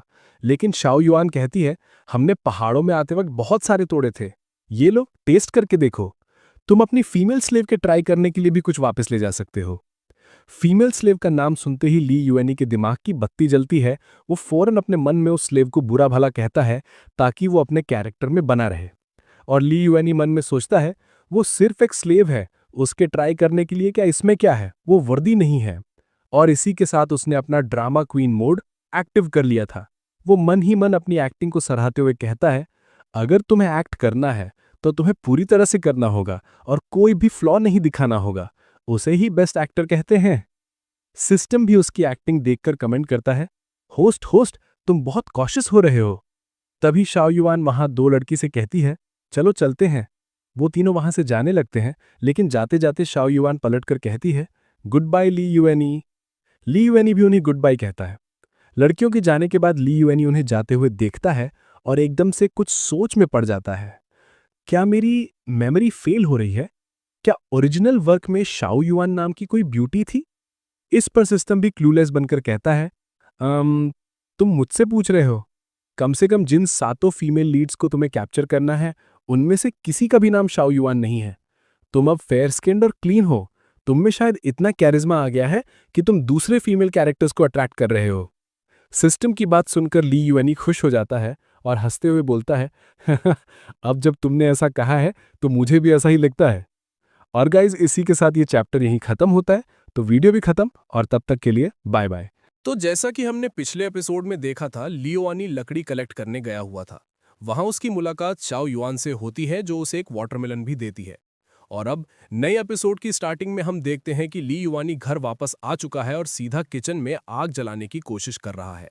वो परेशान होकर बड़बड़ाता है, खाना बनाना हमेशा इतना बड़ा दर्द क्यों है? अरे, टिंडर बॉक्स फिर से खत्म हो गया। अब मैं इस लकड़ी में आग कैसे लगाऊंगा? परेशान होकर वो अपने सिस्टम को पुकारता है, सिस्टम, मुझे एक लाइटर दो, तुम्हारे पास है क्या? सिस्टम तुरंत रिप्लाई करता है, हाँ मिल जाएगा, 1 पॉइंट में। और अगले ही पल एक लाइटर ली युआनी के हाथ में आ जाता है। लाइटर मिलते ही ली युआनी के चेहरे पर एक शैतानी मुस्कान आती है। वो उसे जलाते हुए कहता है, इन गवारों को अब नई युग का महान आविष्कार देखने दो, द लाइटर। लेकिन तभी किचन के दरवाजे से कूफू की आवाज आती है, मैंने सुना तुम किचन में हो। ये बात सुनते ही ली युआनी बुरी तरह चौंक जाता है और घबराहट में लाइटर को अपने पैर के नीचे छिपा लेता है। वो हकलाते हुए कहता है, हाँ मैं ही हूँ। फिर टॉपिक बदलते हुए कहता है, नहीं रुको, तुम्हें इससे क्या मतलब? कुफू धीरे से जवाब देती है, मैं खाना पकाने आई थी।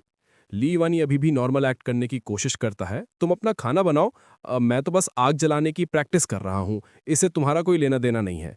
ये कहकर वो 2 लकड़ियों को पकड़कर जोर जोर से घिसने लगता है, लेकिन आग बिल्कुल नहीं जलती। कुफू साइड में चुपचाप बैठकर ये सारा तमाशा देख रही होती है। आग ना जला पाने पर ली युआनी अंदर ही अंदर शर्मिंदा हो रहा था। वो सोचता है, लकड़ी घिसकर आग जलाना क्या एक इंसान के लिए थोड़ा ज्यादा नहीं है? डैम, कहीं मेरी इस बेइज्जती की वजह से उसका करप्शन वैल्यू फिर से ना बढ़ जाए। जैसा कि हमें बताया जाता है, लकड़ी घिसकर आग लगाने का मतलब ड्रिल से आग पैदा करना नहीं, बल्कि उस हाई टेम्परेचर से दूसरी ज्वलनशील चीजों को जलाना है। तभी कुफू आगे बढ़ती है और कहती है, मुझे करने दो। वो ली युआनी से लकड़ी लेती है और अगले ही पल अपनी मैजिक से एक छोटी सी चिंगारी पैदा करके आग जला देती है और उसे चूल्हे में डाल देती है। ये देखकर ली युआनी की आंखें फटी की फटी रह जाती हैं और वो चिल्ला पड़ता है, होली शिट, अमेजिंग। कुफू शांति से कहती है, हालांकि मेरी ताकत अभी पूरी तरह वापस नहीं आई है, लेकिन मैं अभी भी एक छोटी सी चिंगारी बुला सकती हूँ। इधर ली युआनी अपने मन में हैरान होते हुए सोच रहा था, इसने जरूर मैजिक का इस्तेमाल किया है। क्या ऐसी चीजें सच में एग्जिस्ट करती हैं? Law of conservation of energy का क्या? वो आके सोचता है, बेशक मुझे पता था कि ये दुनिया एक फैंटेसी सेटिंग है, लेकिन इसे पहली बार अपनी आंखों से देखना कितना थ्रिलिंग है। इसके बाद वो एकदम एक्साइटमेंट में कूफू की ड्रेस को थोड़ा सा खींचता है और पूछता है, अभी जो तुमने किया वो हैंड जेस्चर, क्या उसके साथ कोई मंत्रा या इनकैंटेशन भी बोलना पड़ता है? कूफू ना में सिर हिलाती है, नहीं, बस अपनी पावर को कॉन्सेंट्रेट करो और उसे अपनी मर्जी के साथ सिंक करो। ये सुनकर ली युआनी और भी एक्साइटेड हो जाता है, इतना अमेजिंग, तो क्या तुम हमेशा ऐसे ही आग जलाती हो? क्या इससे तुम्हारी उंगलियां जलती हैं? कूफू कंफ्यूज होकर कहती है, नहीं तो ये सुनकर ली युआनी सवालों की बौछार कर देता है, क्या स्किल को यूज करने की कोई कीमत है? क्या मैं इसे सीख सकता हूँ? कैसे सीखते हैं? ओ राइट, क्या तुम सिर्फ फायर यूज कर सकती हो या वाटर, आइस या लाइटनिंग एलिमेंट्स भी? होली शिट, ये तो बहुत औसम है, पहली बार लाइक देखा। ये तो इको फ्रेंडली भी होगा, राइट? डैम, मैजिक के होते हुए कोई वंडर नहीं कि यहाँ टेक्नोलॉजी डेवलप करने की जरूरत ही नहीं पड़ी। ली युआनी की ये सारी बातें कूफू के सर की ऊपर से निकल जाती हैं। वो मन में सोचती है, मुझे कुछ भी समझ नहीं आ रहा जो ये कह रहा है। फिर वो ली युआनी को गौर से देखने लगती है और पहली बार थोड़ा शर्माते हुए सोचती है, क्यों क्यों मुझे अचानक लग रहा है कि ये लड़का थोड़ा क्यूट है। लेकिन तभी उसकी अंतरात्मा उस पर चिल्लाती है, पागल हो गई हो क्या? तुम्हें ये क्यूट लग रहा है? भूल मत कि इसने इतने सालों तक तुम पर कितने जुल्म किए थे। ये आवाज सुनते ही कूफू झटके से खड़ी हो जाती है और अपने मन को समझाती है, ये एक डिविएंट है, ये सब सिर्फ एक दिखावा है। और उधर ली युआनी कैलकुलेट करते हुए सोच रहा होता है, एनर्जी को कॉन्सेंट्रेट कैसे करें। तभी सिस्टम बोलता है, पॉइंट्स को स्किल्स के लिए एक्सचेंज किया जा सकता है। इधर कूफू ने कुकिंग करना शुरू कर दिया था, लेकिन उसका ध्यान अभी भी ली युआनी पर ही था। वो सोचती है, लेकिन ये पिछले 2 दिनों से सच में बहुत अलग बिहेव कर रहा है। दूसरी तरफ ली युआनी सिस्टम से पूछता है, ये भी एक्सचेंज हो सकता है। और इधर कूफू सोचने में डूबी हुई थी। हालांकि उसका एटीट्यूड मेरे प्रति अभी भी बुरा है, लेकिन उसने पहले की तरह मुझे मारा पीटा या ह्यूमिलिएट नहीं किया। उसने मेरे लिए दवा भी लगाई और मुझे बेड पर सोने दिया। और वहीं ली युआनी सिस्टम से बोल रहा होता है, तो मैं अभी कौन से स्किल्स खरीद सकता हूं? तो इस पे सिस्टम कहता है, आपके पास अभी 46 पॉइंट्स हैं। आप 45 पॉइंट्स यूज करके डेंजर प्रेमोनिशन स्किल एक्सचेंज कर सकते हैं, जो 10 सेकंड पहले खतरे का अंदाजा देगा। सिस्टम की बात सुन के इधर ली युआनी सोचता है, एक्सचेंज सिर्फ 10 सेकंड पहले प्रेडिक्ट करेगा, इसका क्या फायदा होगा? तभी आगे से सिस्टम कहता है, होस्ट स्किल्स को अपग्रेड किया जा सकता है। तो इस पे ली युआनी कहता है, ओह अभी के लिए ये बहुत महंगा है, मैं इसे किसी और दिन खरीद लूंगा। और फिर हम आते हैं कूफू के पास, जो अभी भी कुकिंग करते करते ली युआनी के बारे में ही सोच रही थी। और अब वो एक्चुअली काफ़ी गुड लुकिंग भी है और उससे अच्छी स्मेल भी आती है। ये सोचते हुए वो शर्मा भी रही थी। इधर ली युआनी भी कूफू को नोटिस कर लेता है। वो मन में कहता है, कुछ तो गड़बड़ है, बर्तन में पानी पूरा भर गया है। वो डिस्ट्रैक्टेड है और उसका चेहरा कभी काला तो कभी लाल हो रहा है। कहीं ये फिर से करप्ट तो नहीं होने वाली? मुझे जल्दी कुछ सोचना होगा। और तभी उसे एक आइडिया आता है। मिल गया। अगले ही पल वो वही वाटरमेलन उठाकर कूफू के पास जाता है और उसे देते हुए कहता है, कूफू देखो। वो भी देखती है और वाटरमेलन को देखने के बाद कहती है, एक हनी ड्यू मेलन, ये कहां से आया? तो इस पे आगे ली युआनी कहता है, मैं जब आज सुबह लकड़ी इकट्ठा करने गया था तो मुझे ट्राइब की एक मेलन तोड़ने वाली लड़की मिली थी। उसने ये मुझे दिया, कहा कि ये बहुत मीठा है। ये सुनते ही कूफू तीखी नजरों से पूछती है, एक लड़की ने तुम्हें दिया? और मन में सोचती है, अब ये गुड लुकिंग हो गया है तो बस बाहर जाकर लड़कियों से मिलेगा जो इसे मेलन्स देंगी। और आगे से ली युआनी बोल रहा होता है, ऑफ कोर्स तुम औरतों को फल और फूल तोड़ना पसंद नहीं है क्या? खैर ये मेलन तुम आज दोपहर को खाने के लिए रख लो। मुझ जैसे बड़े आदमी को ये सब मीठी चीजें पसंद नहीं है। तुम्हारी किस्मत अच्छी है। ये सारी बात सुन के इधर कूफू गुस्से में आ जाती है और कहती है, मुझे नहीं चाहिए, और वापस कुकिंग करने लगती है। आगे से ली युआनी कहता है, जब मैं तुम्हें कुछ देता हूं तो तुम्हारी ना कहने की हिम्मत कैसे हुई? वो वहीं पर उस वाटरमेलन को रख देता है और किचन से निकल जाता है। जाते जाते वो बोलता है, किचन बहुत ग्रीजी है, मैं जा रहा हूं, मेरे लिए ढंग का खाना पकाना। बाहर आकर ली युआनी चैन की सांस लेता है और बैठ जाता है। वो सिस्टम से कहता है, कैसा था? मैं सही टाइम पर निकल आया ना? सिचुएशन अभी कंट्रोल में है, राइट? इस पे आगे से सिस्टम कहता है, कुछ गड़बड़ है। सिस्टम ने कूफू से एक बड़ा इमोशनल फ्लक्चुएशन डिटेक्ट किया है, लेकिन ये करप्शन नहीं है। आगे से ली युआनी कहता है, जब तक करप्शन नहीं है तब तक सब ठीक है। तो इस पे सिस्टम कहता है, ये अजीब है, ये किस तरह का इमोशन है? और इधर किचन के अंदर कूफू ने गुस्से में मुंह फुला रखा था। फिर वो गुस्से में उस वाटरमेलन को देखती है और कहती है, कोई तुम्हें मेलन देता है और तुम बस ले लेते हो? तुम किसी से भी कुछ भी ले लोगे? कूफू का गुस्सा देखकर तो बेचारा वाटरमेलन भी डर से कांपने लगता है। और गाइज यहीं पर ये चैप्टर खत्म हो जाता है, तो वीडियो भी खत्म। तब तक के लिए बाय बाय। तो हेलो गाइज, कैसे हो सभी? और ये वीडियो भी वहीं से शुरू होता है जहां पिछला पार्ट खत्म हुआ था। पिछले एपिसोड में हमने देखा था ली युआनी क्यूफू को किचन पे छोड़कर आ गया था। अब सीन शिफ्ट होता है अगले दिन पर। हम देखते हैं कि ली युआनी सुबह सुबह सिस्टम में अपना प्रोफाइल चेक कर रहा होता है। प्रोफाइल में दिखाया जाता है कि ली युआनी अभी 20 साल का है और उसके पास 46 पॉइंट्स हैं। वहीं उसके खरीदे हुए आइटम्स भी दिखाता है और सिस्टम अभी लेवल 2 पर है। ये सब देखने के बाद ली युआनी अपना सर पकड़ लेता है और परेशानी में कहता है, इस पैनल के फंक्शंस भी कम है और पॉइंट्स तो उससे भी कम, मैं इसे अपग्रेड कैसे करूंगा? इस पर सिस्टम उसे शांत करते हुए कहता है, डोंट वरी, एक बार 7 फीमेल विलेंस एक के बाद एक अपीयर हो गई तो तुम्हारे पास कैप्चर करने के लिए ज्यादा टारगेट्स होंगे और पॉइंट्स भी आसानी से मिल जाएंगे। ये सुनकर ली युआनी भी थोड़ा एक्साइटेड हो जाता है और कहता है, ट्रू, अगर मैंने 7 को एक साथ ग्राइंड किया तो क्या पॉइंट्स डबल नहीं हो जाएंगे? और ऐसा कहते हुए वो उन 7 फीमेल विलनस को अपने मन में इमेजिन करके खुश होने लगता है। ही। लेकिन तभी अगले ही मोमेंट ये सब सोचते हुए उसे अपनी मौत दिखाई देने लगती है। वो घबरा जाता है और अपने ख्यालों को वहीं रोक देता है, कहते हुए हाउएवर एक क्यूफू ही काफी ट्रबल दे रही है। 7 ब्यूटीज, मैं सच में इतना बड़ा फॉर्चून एक्सेप्ट नहीं करना चाहता। और इसके बाद सीन शिफ्ट होता है ट्राइब प्लाजा में। यहाँ पर ट्राइब के लोग जमा हुए होते हैं और उनके आगे खड़ा होता है ट्राइब लीडर शू फू। लीडर शू फू सबको इंस्ट्रक्शंस दे रहा होता है। ये विंटर भी पिछले सालों जैसा ही है। फीमेल स्लेव्स कॉटन पिक करेंगी और मेल स्लेव्स हंटिंग पर जाएंगे। सभी फीमेल स्लेव्स को वुल्फ ट्राइब के 2nd लेवल वॉरियर्स गार्ड करेंगे। तभी वहां पर ली युआनी भी आ जाता है क्यूफू को ढूंढते हुए। वो इधर उधर देखते हुए बड़बड़ा रहा होता है, मेरी डार्लिंग क्यूफू कहाँ है? और फिर उसकी नजर क्यूफू पर पड़ती है। ओह वो रही। उसे देखते ही ली युआनी उसे एक आंख मार देता है। ये देखकर क्यूफू शर्मा जाती है और अपना चेहरा दूसरी तरफ घुमा लेती है। क्यूफू का ये रिएक्शन देखकर ली युआनी मन में सोचता है, मजाक कर रही हो क्या? मैंने कल ही से एक वाटरमेलन दिया था, मुझे और कितनी देर तक विलन बनने का नाटक करना पड़ेगा? लड़कियों को पटाना इतना मुश्किल क्यों है? वेब नॉवेल्स में तो हरेम बनाना कितना आसान होता है। इसके बाद पूरे 5 दिन बीत जाते हैं। हम देखते हैं ली युआनी अभी भी वहीं बैठा है और टेंशन में सोच रहा था, बाकी सारी फीमेल स्लेव्स वापस आ गई हैं, लेकिन क्यूफू का अब तक कोई निशान नहीं है। क्या तुम लोग मुझे कोई एक्सप्लेनेशन नहीं दोगे? जब तक मुझे एक्सप्लेनेशन नहीं मिलता मैं यहां से नहीं जाऊंगा। तभी वहां पर ट्राइब लीडर गुस्से में आता है और चिल्लाकर कहता है, यू स्काउंड्रेल, क्या तुम कभी चुप नहीं होगे? क्या मैंने अभी किसी को तुम्हें बुलाने नहीं भेजा था? गेट लॉस्ट, मैं घर जा रहा हूं। लेकिन ली युआनी भी जिद पर अदा था और कहता है, did you find anything out?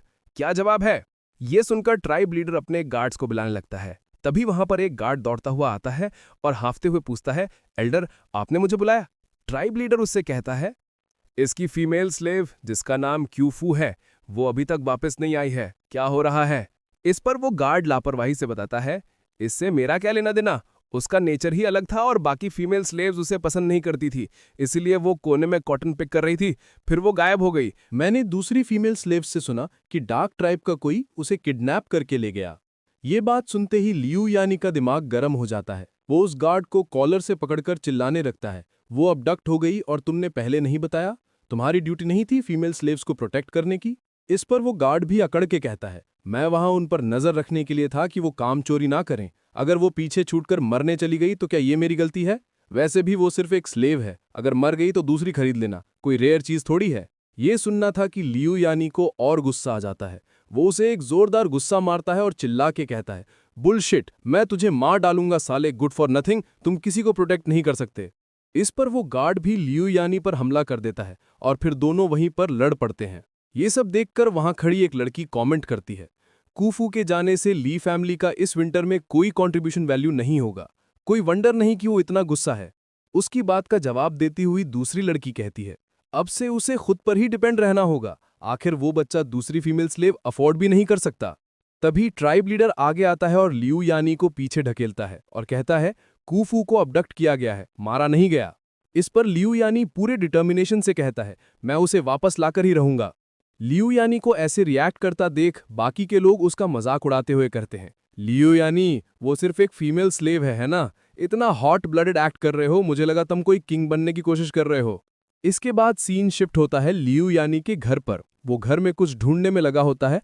तभी पीछे से सिस्टम कहता है, ऑल्दो तुम्हारे अपीयरेंस ने प्लॉट बदल दिया है, लेकिन कूफू का कैप्चर होना चेंज नहीं हुआ है। जब तक हम कूफू को ओरिजिनल मेल लीड शीत्यान रुई से पहले रेस्क्यू कर लेते हैं, हम पहला मूव लेंगे। तभी लियू यानी को एक डंडा मिलता है। वो उसे पकड़ता है और कॉन्फिडेंस से कहता है, समझ गया, डोंट वरी। और फिर सीन शिफ्ट होता है सिटी गेट पर। यहां पर एंट्री होती है ओरिजिनल वर्क के मेल लीड शीत्यान रुई की। वो आते ही अपने सिस्टम से कहता है, तुमने कहा तुमने इस वर्ल्ड में एक और सिस्टम डिटेक्ट किया है, वो कौन है? उसके साथ भी एक सिस्टम होता है जो बताता है अभी लॉक ऑन नहीं कर पा रहा, और हमें इस सिस्टम का इंट्रोडक्शन मिलता है जिसका नाम है शुआई डिंग। तब शीत्यान रुई कहता है, कूफू का good for nothing master Liu यानी तो उसे कुछ दिन पहले मर जाना चाहिए था, लेकिन वो अभी भी जिंदा है। तुम्हें लगता है ये वो हो सकता है? इस पर उसका सिस्टम कहता है, मास्टर टेंशन मत लो, अगर ये वो भी है तो डरने की बात नहीं है। एक कैनन फॉडर साइड कैरेक्टर के प्लॉट में थोड़े डिविएशंस आना नॉर्मल है। इस पूरी बुक का मेन प्लॉट अभी भी आपके अराउंड ही घूमता है। शीत्यान रुई भी कॉन्फिडेंस में कहता है, उससे कौन डरेगा? जब मैं कुफू को रेस्क्यू कर लूंगा, मैं उसे लेकर यहाँ से दुनिया घूमने निकल जाऊंगा, उसके फॉर्मर मास्टर से जो सिर्फ उसे बुली करना जानता है। वो कैसे मेरे द्वारा रिफॉर्म होकर एक लिटिल लैम्ब नहीं बनेगी? तब आगे से सिस्टम कहता है, लियू यानी कुफू को मारता और गालियां देता है, तो एक तरह से वो इनडायरेक्टली आपकी ही हेल्प कर रहा है उसे कैप्चर करने में। इस तरह से देखा जाए तो आप ही वेल डिजर्व्ड चूजन वन है। और इधर ये लोग बात ही कर रहे होते हैं कि तभी लियू यानी को जोर से छींक आती है और वो छींकते हुए कहता है, कौन इस यंग मास्टर की बुराई कर रहा है? और गाइज यहीं पर ये चैप्टर खत्म होता है। तब तक के लिए बाय बाय।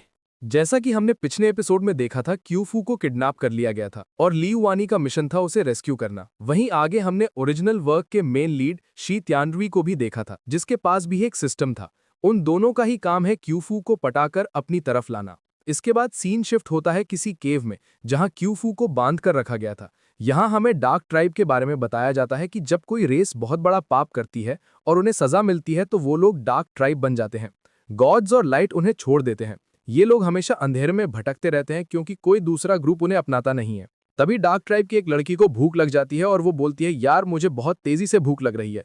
वो क्यूफू को देखने लगती है और तड़प कर कहती है, मुझसे अब और बर्दाश्त नहीं हो रहा, ऐसा लग रहा है भूख मेरी जान ले लेगी। वो एक नाइफ निकालकर क्यूफू की तरफ बढ़ती है और कहती है, बॉस मुझे बस इसका एक टुकड़ा काटने दो ताकि कुछ देर के लिए पेट भर सकूं। तभी दूसरी लड़की आती है और उससे नाइफ छीन लेती है। इतनी जल्दी क्या है, पता है तुझे भूख लगी है पर थोड़ा कंट्रोल करना। वो आगे हंसते हुए कहती है, ये लड़की कितनी ब्यूटीफुल है। वो नाइफ को क्यूफू के फेस के पास ले जाकर इधर उधर सहलाने लगती है और बोलती है, देख तो सही हमारे हाथ कैसा खजाना लगा है इस बार। इसकी बॉडी कितनी कर्वी है और स्किन कितनी नाजुक। इसे नाइफ से काटकर खाना तो पूरी तरह वेस्ट होगा। फिर वो क्यूफू की ड्रेस को आगे से काटने लगती है और बोलती है, जरा सूंघ कर देख इसे, मैंने बरसों से इतनी साफ और मीठी खुशबू नहीं महसूस की। जब मैं जवान थी मेरा चेहरा भी इसके जैसा सुंदर था और बॉडी से अमीरों वाली खुशबू आती थी। लेकिन इस सब के बावजूद क्यूफू बिना किसी रिएक्शन के शांत बैठी रहती है। यहाँ से सीन शिफ्ट होता है ली युआनी की तरफ। वो डार्क ट्राइब से क्यूफू को रेस्क्यू करने के लिए निकल चुका था, लेकिन तभी ट्राइब एल्डर क्यूफू उसे रोकते हुए कहते हैं, डार्क ट्राइब हमेशा शहर के बाहर घाट लगाए बैठी रहती है। तुम रात में अकेले जा रहे हो, वो भी बिना किसी ट्राइब वॉरियर के। शहर से बाहर निकलते ही तुम अपनी मौत को बुला रहे हो। ये सुन के भी वो आगे बढ़ने लगता है और कहता है, ओह, अगर आप उन वॉरियर्स की बात कर रहे हैं जिन्हें मैंने दिन में धोया था तो रहने दीजिए। एल्डर उसे रोकते हुए पूछते हैं, तुम तो क्यूफू को पसंद भी नहीं करते तो उसके लिए इतना बड़ा रिस्क क्यों ले रहे हो? ली युआनी कहता है, एल्डर मेरे पास एक वजह है जिसके लिए मुझे क्यूफू को बचाना ही होगा। एल्डर पूछते हैं, कैसी वजह, चलो बताओ मुझे। ये सुनकर ली युआनी मन में सोचने लगता है, अपने कैरेक्टर के हिसाब से ये रीजन थोड़ा कम ही होना चाहिए। वो एल्डर से कहता है, क्यूफू मेरी फीमेल स्लेव है, अगर डार्क ट्राइब के मर्दों ने उसे गंदा कर दिया तो फ्यूचर में मैं अपना मुंह कहां दिखाऊंगा? एल्डर गुस्से से कहते हैं, बदमाश कहीं के, तुम आम दिनों में तो अनरिलायबल हो ही, लेकिन ऐसे वक्त में भी कमीनों जैसी बातें कर रहे हो। अगर वो वहां मर गई तो किसी को पता भी नहीं चलेगा। ली युआनी पलट कर कहता है, आप क्या जाने, इंसान अपनी इज्जत के लिए जीता है, जैसे पेड़ अपनी छाल के लिए। मैं ली युआनी मर जाऊंगा लेकिन अपनी फीमेल स्लेव को अपने एक्सपेंस पर जग हंसाई का कारण नहीं बनने दूंगा। वो एल्डर को धक्का देकर साइड करता है और बोलता है, चलिए हटिए, मेरे रास्ते में मत आइए, और रोका तो मैं आपको भी पीट दूंगा। ली युआनी वहां से जाने लगता है। एल्डर उसे जाता हुआ देखकर पीछे से कहते हैं, मैं तुम्हारे पिता का दोस्त हूं, इसीलिए समझाने आया था। मुझे नहीं लगा था कि तुम अपनी जान से ज्यादा अपनी इज्जत की परवाह करते हो।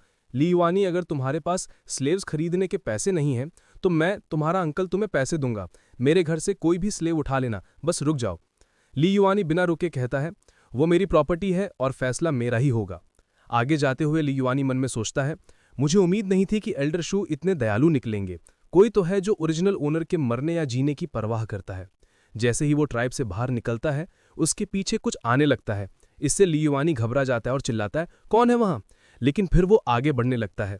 तभी सिस्टम उसे बताता है, तुम डेंजर प्रेमोनिशन रिडीम क्यों नहीं कर लेते? ऐसी सिचुएशन में ये एक लाइफ सेविंग आइटम है। ली युआनी कहता है, 45 पॉइंट्स, ये तो बहुत महंगा है, रिडीम करने के बाद मैं कंगाल हो जाऊंगा, थोड़ा सस्ता नहीं हो सकता क्या? तभी अचानक एक लाल काला धुआं आता है और ली युआनी को घेर लेता है। वो घबराकर चिल्लाता है, ये क्या था?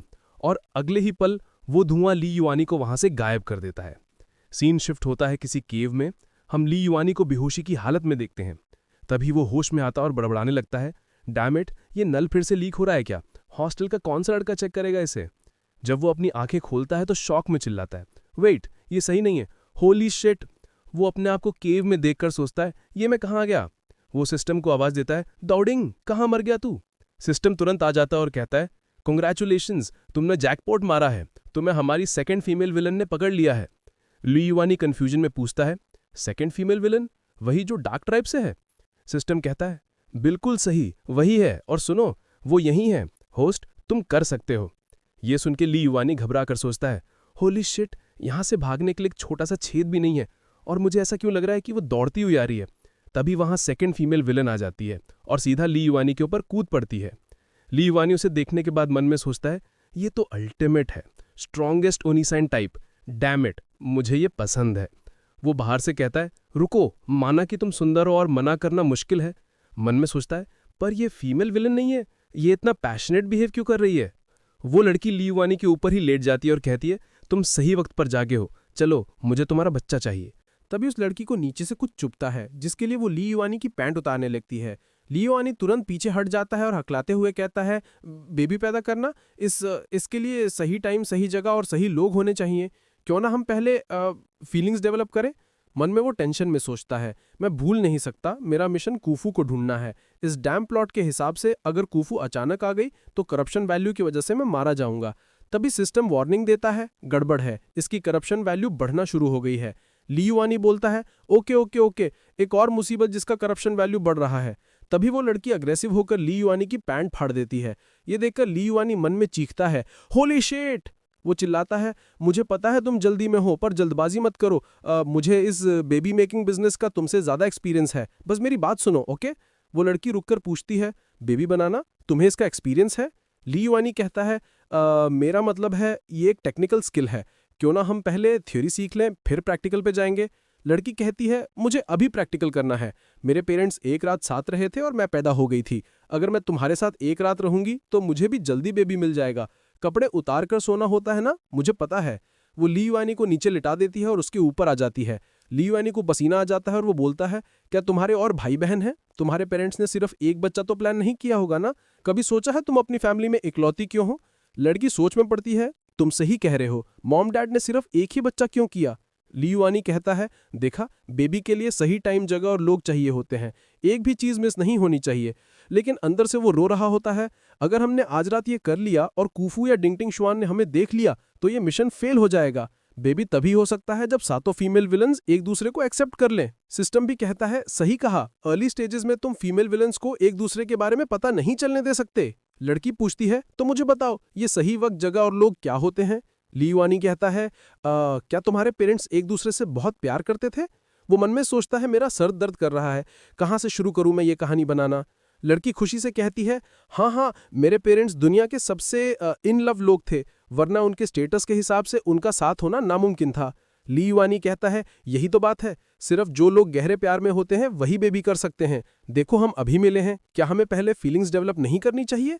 वो उसके पास जाकर समझाने लगता है, फीलिंग्स के साथ एक मर्द जोश से भरा होता है, बिना फीलिंग्स के वो एक ज्यादा पके केले के जैसा होता है, कमजोर और बेजान। लड़की ये सब नोट करने लगती है। जोश से भरा हुआ, कमजोर और बेजान। लिखने के बाद वो कहती है, मैंने सही आदमी चुना, तुम्हें तो बहुत कुछ पता है। वो आगे बढ़ती है और अपनी जीभ निकाल लेती है ली युआनी को चाटने के लिए और कहती है, मैंने ठान लिया है, मैं तुम्हारे साथ दुनिया का सबसे खूबसूरत बच्चा पैदा करूंगी। ये देखकर ली युआनी शर्मा जाता है और चिल्लाकर कहता है, मैंने अभी जो कहा, क्या तुमने उसमें से कुछ भी नहीं सुना? लड़की सीधा कहती है, मुझे तुम पसंद हो। वो उसे वापस नीचे पटक देती है और उसके ऊपर बैठ जाती है। मुझे तुम तब से पसंद हो जब मैंने तुम्हें पिछली बार स्लेव्स को प्रोटेक्ट करते हुए देखा था। ली युआनी हैरान होकर बोलता है, पिछली बार? इसका मतलब इसने कूफू को देखा है? सिस्टम इधर चिल्ला रहा होता है, हैं, ये क्या हो रहा है? लड़की मुस्कुराते हुए कहती है, कोई बात नहीं, अगर तुम मुझे थोड़ा कम पसंद करते हो, मैं तुम्हें दोगुना पसंद करूंगी, तो टोटल मिलाकर बहुत सारा प्यार हो जाएगा ना। फिर वो अपनी ब्लैक और रेड एनर्जी से ली युआनी को पकड़ लेती है और उसके ऊपर बैठ जाती है। ली युआनी चिल्लाता है, तुम ये क्या कर रही हो? लड़की कहती है, जाहिर है हम बेबी बनाने वाला काम कर रहे हैं, मुझे सिखाओ जल्दी से। वो नीचे झुकती है और अपनी जीभ निकालती है। ली युआनी घबराकर कहता है, हे, एक लड़की का इतना फोर्सफुल होना सही नहीं है, पहले ये ब्लैक ऑरा हटाओ और कम से कम मुझे तो ऊपर रहने दो। ली युआनी शर्मा रहा होता है। ये देखकर वो लड़की कहती है, हे, तुम शर्मा रहे हो? मॉम ने कहा था कि जब मर्द शर्माए इसका मतलब वो मूड में है। ली युआनी मन में रोता है। सोचा नहीं था कि ऐसे वक्त में मुझे बॉटम होने का सुख प्राप्त होगा। मैं तो गया काम से। वो फेस के बिल्कुल पास आती है और कहती है, क्या तुम शर्मा रहे हो? डरो मत, मैं जेंटल रहूंगी और पूरी कोशिश करूंगी कि तुम्हें चोट ना लगे। इससे तो ली युआनी की नाक से खून बहने लगता है। वो उसे किस करने लगती है। ली युआनी विरोध करता है, तुम गलत समझ रही हो, जेंटलनेस मुझे नहीं चाहिए, पहले मेरे ऊपर से हटो। मन में सोचता है, मुझे डर है कि मेरी हिडन पावर अभी बाहर आ जाएगी। किस करने के बाद वो लड़की कहती है, तुम कितने गर्म हो, मुझे तुम्हारी स्किन का टेम्परेचर बहुत पसंद है। इस बात पे वो ली युआनी को लिप किस कर देती है। ली युआनी का दिमाग सुन्न पड़ जाता है। क्या ये सच में फीमेल विलन है? क्या इसे कैप्चर करने की जरूरत भी है? सिस्टम ये चुम्मा चाटी देखकर बोल रहा होता है, होस्ट भारी दिखावे पर मत जाओ। लेकिन ली युआनी बस शर्मा रहा होता है। किसके बाद वो कहती है, मेरी माँ ने सिखाया था कि सबसे इंटेंस पैशन का पल ही बच्चा पैदा करने का सबसे सही वक्त है। आगे वो लड़की कॉन्फिडेंट होकर बोलती है, मुझे लगता है मैं आज रात ही तुम्हारे बच्चे की माँ बन सकती हूँ। लेकिन इधर ली युआनी ने डर के मारे अपनी आंखें बंद कर रखी होती हैं और मन में चिल्ला रहा होता है, तुम्हें इस बारे में मुझसे ज्यादा पता है। अगर तुम मर्द होती तो 30 सेकंड से ज्यादा टिक कर दिखाती। उसके दिमाग में मानो एक टाइमर चलने लगता है। वो लड़की आगे बढ़ती है और ली युआनी को लिक करने लगती है। फिर वो उसे एक गहरा लिप किस करती है। ली युआनी का कंट्रोल छूटने लगता है। वो किस करते हुए सोचता है, भाड़ मचाए सब कुछ, मैं क्राइम करने वाला हूं। लेकिन तभी सिस्टम बीच में चिल्ला पड़ता है, होस्ट रुको, डेंग तिंगशुआंग की पर्सनालिटी ऐसी है कि अगर तुमने आज रात उसे प्रेग्नेंट कर दिया तो वो तुम्हें तब तक कैद करके रखेगी जब तक बच्चा पैदा नहीं हो जाता। सिस्टम आगे समझाता है, और एक बार वो प्रेग्नेंट हो गई तो क्या तुम्हें लगता है कि बच्चे के बाप होने के नाते तुम यहां से निकलकर बाकी फीमेल विलन्स को जीत पाओगे और मिशन कंप्लीट कर पाओगे? सिस्टम की बात सुनकर ली युआनी ठंडा पड़ जाता है। वो मन में कहता है, डॉडिंग, क्या तुमने कभी गोल्डन स्पीयर के अलावा ये कहावत सुनी है कि जो चीज ज्यादा सख्त होती है वो जल्दी टूट जाती है? अगर मैं ऐसे ही टूट गया तो जिम्मेदारी तेरी होगी, समझा? सिस्टम कहता है, मुझे पता है कि सामने ब्यूटी हो और कुछ ना कर पाना दुख की बात है, लेकिन मिशन फेल होने के अंजाम के बारे में सोचो और अपने यहां आने के मकसद को याद रखो। खुफू अभी भी तुम्हारे बचाने का इंतजार कर रही है। ली युआनी गहरी सांस लेता है। ठीक है, अब और मत बोलो, मुझे कुछ सोचने दो। हिस। तभी डेंग तिंगशुआंग किस तोड़ती है और पूछती है, क्या मैंने तुम्हें ज्यादा जोर से काट लिया? ली युआनी पसीने में सोच रहा होता है, अब मैं क्या करूं? तीर कमान से निकल चुका है और इसके दिमाग में सिर्फ मीटिंग चल रही है। ऐसे डेंजरस टाइम पे इसे कौन सी चीज रोक सकती है? अचानक उसके दिमाग में एक आइडिया आता है। मुझे याद आया। वो सोचता है, ओरिजिनल स्टोरी में एक रूल था ना कि डार्क ट्राइब मीटिंग के दौरान अपने पार्टनर की एनर्जी अब्सॉर्ब कर लेती है। अगर पार्टनर ने खाना ना खाया हो तो वो प्रोसेस के दौरान थकान से मर भी सकता है। ये मुझे इतना पसंद करती है तो ये मुझे मरने नहीं देगी, और अगर ये मुझे जिंदा रखना चाहती है तो ये मुझे भूखा नहीं रखेगी। तो अभी मुझे बस एक लाइन बोलनी है अपनी जान बचाने के लिए। ली युआनी झट से उठ जाता है और डेंग तिंगशुआंग से कहता है, भूख लगी है, बहुत जोर से भूख लगी है, मुझे खाना है।